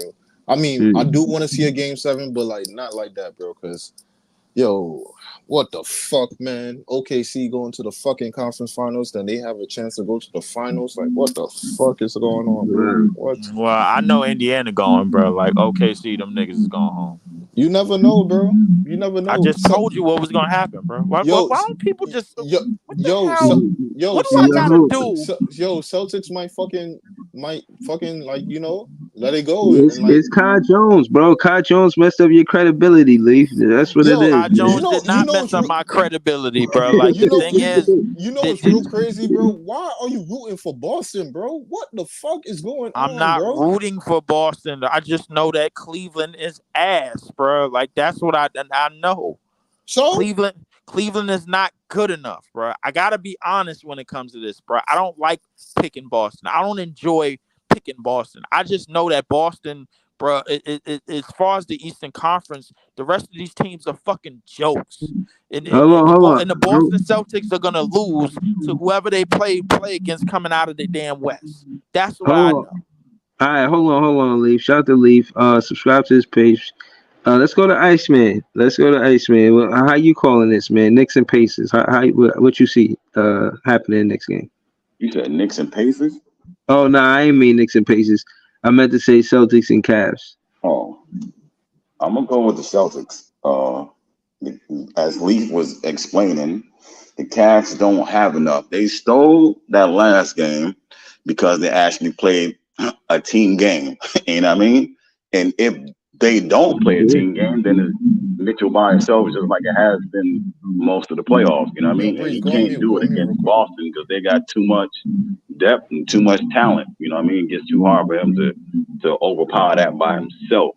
So if Garland and Mobley don't step up, it's game over. You know what I mean? Easy, simple. All right, so you got the Celtics. So what about the Mavs and OKC? How you calling the Mavs and Thunder? Call the Mavs. I'm gonna call the Mavs. I'm gonna say the Mavs win this game because PJ Washington seems to be the X factor during these playoffs for them. And I would say everybody act like they didn't know that he can shoot. He can actually do a lot of things. He just don't act. He's not asked to do those things. So now they got him spotting up, and Luka getting mad at him if he not shooting them threes. He letting them go, and ain't nobody. Luka causing too many double teams. Kyrie causing double teams. That team is just a problem. You know what I mean? Once they start making shots, there ain't really nothing you could do about it. You know what I mean? Yeah, I hear you. I agree, man. I don't think they get enough offense from Garland, Karras. Jared not being there takes away the pick and roll threat. I don't see them producing enough points to beat the Celtics in the 4 games and happen to win 4 out of 7. I don't see him doing it, bro. But it's not my goal. Shout to Iceman. Let's get it right. He said he got the Celtics winning, and he said you got the Mavs winning. Yep. Yeah, Mavs. All right. Shout out to Leaf. I don't know where Leaf went. All right, but LM, talk to us, man. How you calling tomorrow night's game? So how you feel about the Mavs and the Thunder?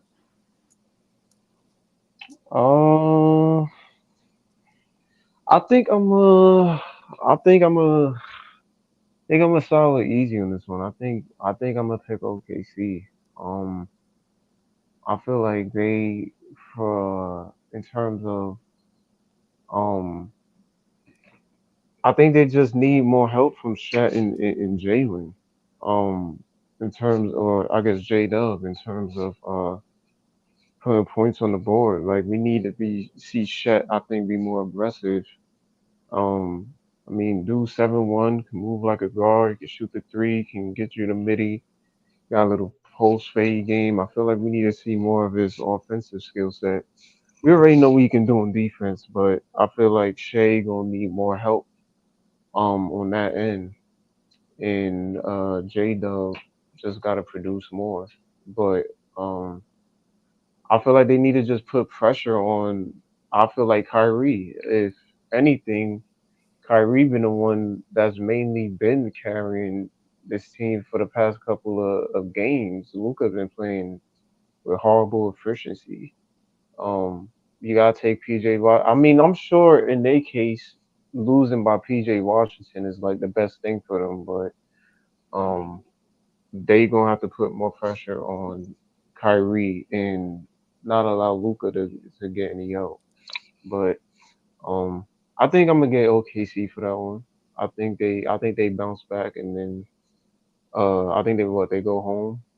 They back in Oklahoma after that. So yeah, I'm gonna choose OKC for that. Yeah. All right. Shout to the panel. I'm gonna be honest. I want to see OKC win that next game. The Mavs gonna be tough at home. It's just tough. I honestly think the Mavs going to win. I want OKC to win, but I think the Mavs are going to win, if that makes sense. I think the Mavs are going to take it back to OKC 3-1, and OKC going to lose home court advantage because it's just the momentum of it all. Unless the coach could You know what I mean? Do something to improvise and slow down PJ Washington. And what I will say is this: I'm a stick with. Since I said I want them to win, I think OKC can win tomorrow. I'm gonna say OKC. Matter of fact, I'm gonna say because I just don't believe PJ Washington gonna have 3 games 20 plus. I just don't see it. Like it's back to back. Yeah, you got it. But just him finishing out this series playing that well, because the playoffs. This is the difference between playoffs and a regular season. You just play the same team back to back, 4 games minimum back to back. I think the OKC after this first 2 games getting beat like that by PJ Washington, I think they slow PJ Washington down this game, and that's part of the reason why OKC wins. And it's going to be real close. I'm talking less than 5 points, bro. But that's a whole nother story. So I got OKC winning, and I got the Celtics and Cavs. I got the Celtics, man. They just clear the Cavs, bro. I will be saying everything y'all said. They're not gonna put enough points up. And I love Karis LeVert, but he's better when Jared on the floor with him too. And Jared not being there to have that interior that run that pick and roll, it's not enough offense for them to keep up with the Mavs. I mean the Celtics. So I got the Celtics and I got OKC. But we're gonna see, man. I want to say thank you to Eskimo for always sharing. You know what I'm saying? The content on Twitter, always sharing the stream. No problem. Shout out to Easy for calling people out. Yo, Easy be calling people out too, man. But and telling it like it is. Shout out to Lee for pulling up. Shout out to LM for you know what I mean, for talking hoops with us, always talking basketball. Shout out to the chat too, man. Y'all was funny as hell tonight. Shout out to We Nest gonna Press. Shout we out to gonna be everybody back. that came through tonight. Listen, I'm gonna get it together. Once I get it together, I'm gonna start tallying up, and we gonna see the records of who was right and wrong on these precaps. Yeah, I don't have the What the software to do hell? it. We Nah, gonna son, that's wild crazy, yo. What? yo. You don't want to be wrong easy. Nah, that's not the thing. Why Breeze trying to like make that a thing? Like, yeah, I'm gonna bring that up. Like, yeah, so like, yo, you already know how Breeze gets. So like, he gonna press you the minute you come in. So like, you gonna pull up in the panel like, yo, it's Eskimo. He pulled up. Yeah, Eskimo only got the pre-cap right, only like 2 times out of 10 times. Yo, what's good, Eskimo? What you got on this game today? We got the pre-cap going on. Like he gonna like that's how you trap you, bro. That's how you gonna trap you. Like, oh yeah. You got these wrong, but how you going on right now, bro? Like what, bro? Nah, bro. I know how you move, Breeze. Yo, bro.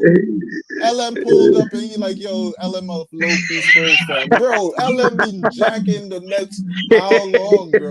Oh, you're a low-key Spurs fan. Yo, nah, bro. I I'll know be you, honest. The 32 wins got me extra petty. You know what I'm saying? We had 50 losses. We had a losing season. You know what I mean? I've been extra petty as a Nets fan. I can't lie. That's more than petty, bro. It's been bad, man. It's been bad. But now, shout out to LM, man. Yo, the funny story. LM actually had me going to games on a regular basis with the BK Block. He's part of the reason why I was in there like defense. So I always got big respect for LM because of that. You know what I'm saying? And he showed love, man. And the first time I met LM in real life, I knew him from the Facebook, but I met him in real life because he showed up to the to the fan game, the Knicks versus Nets fan game. We do that every summer. We're gonna do it this summer too. And he had showed up, man. He showed up, man. So that was dope. You know what I'm saying? But yeah, man, shout out to LM, man. It's all love. Shout out to Easy for calling it like it is. I swear, I love it. Yo, man, I want to do one day. I want to do a panel when I get the software for. I want to do a panel with Easy with the best mixtape out of Lil. Who got the best mixtape? Lil Wayne, Lloyd Banks, or Fabulous? What I'm talking about right here? Fabulous, what or am I Lil talking Wayne? about right here? Yo, ain't this what I'm talking about right here? Yo, when Breeze hears something that he just got, like, he don't let that shit go, bro. He gonna press you about that shit every time, bro. Oh Now, my god, bro! I cause regret yo, even talking about J. Cole now, bro. Oh my god, bro. now yo, those three, those I'm gonna leave off saying this. Those are my favorite three. I'll say I could say two because I gotta hear more. Get Lloyd Banks stuff. I ain't gonna lie. I heard more Wheezy mixtapes and more Fab mixtape than I did Lloyd Banks. I like Lloyd Banks too, but I definitely heard more Wheezy and Wait, Fab than Lloyd wait, Banks. wait, wait. So which three mixtapes you said? Which on three? Lloyd Banks mixtapes, Lil Weezy, the you know those mixtapes he was doing, and Fab mixtapes. Those are probably like my three fixed mixtape artists, my three favorite mixtape artists. But I want to do something with Easy with that pause. And we're gonna, you know what I mean, get to that sometimes in the summer or some shit. I ain't. It's not a pressing matter. Let's, you know what I mean. Easy want to do it soon, but I definitely want to do that. But again, man, it's late, man. I appreciate y'all. Shit, man. We 2 hours in, 41, 42 people watching. Hopefully, know what I mean, some ladies watching, know what I mean, because we did a poll last time and everybody said it was 42 guys watching. So hopefully it's some ladies watching. Oh my god. But in any event, man, we appreciate y'all, man, and have a good night, y'all. Happy Mother's Day. Peace. Oh yeah.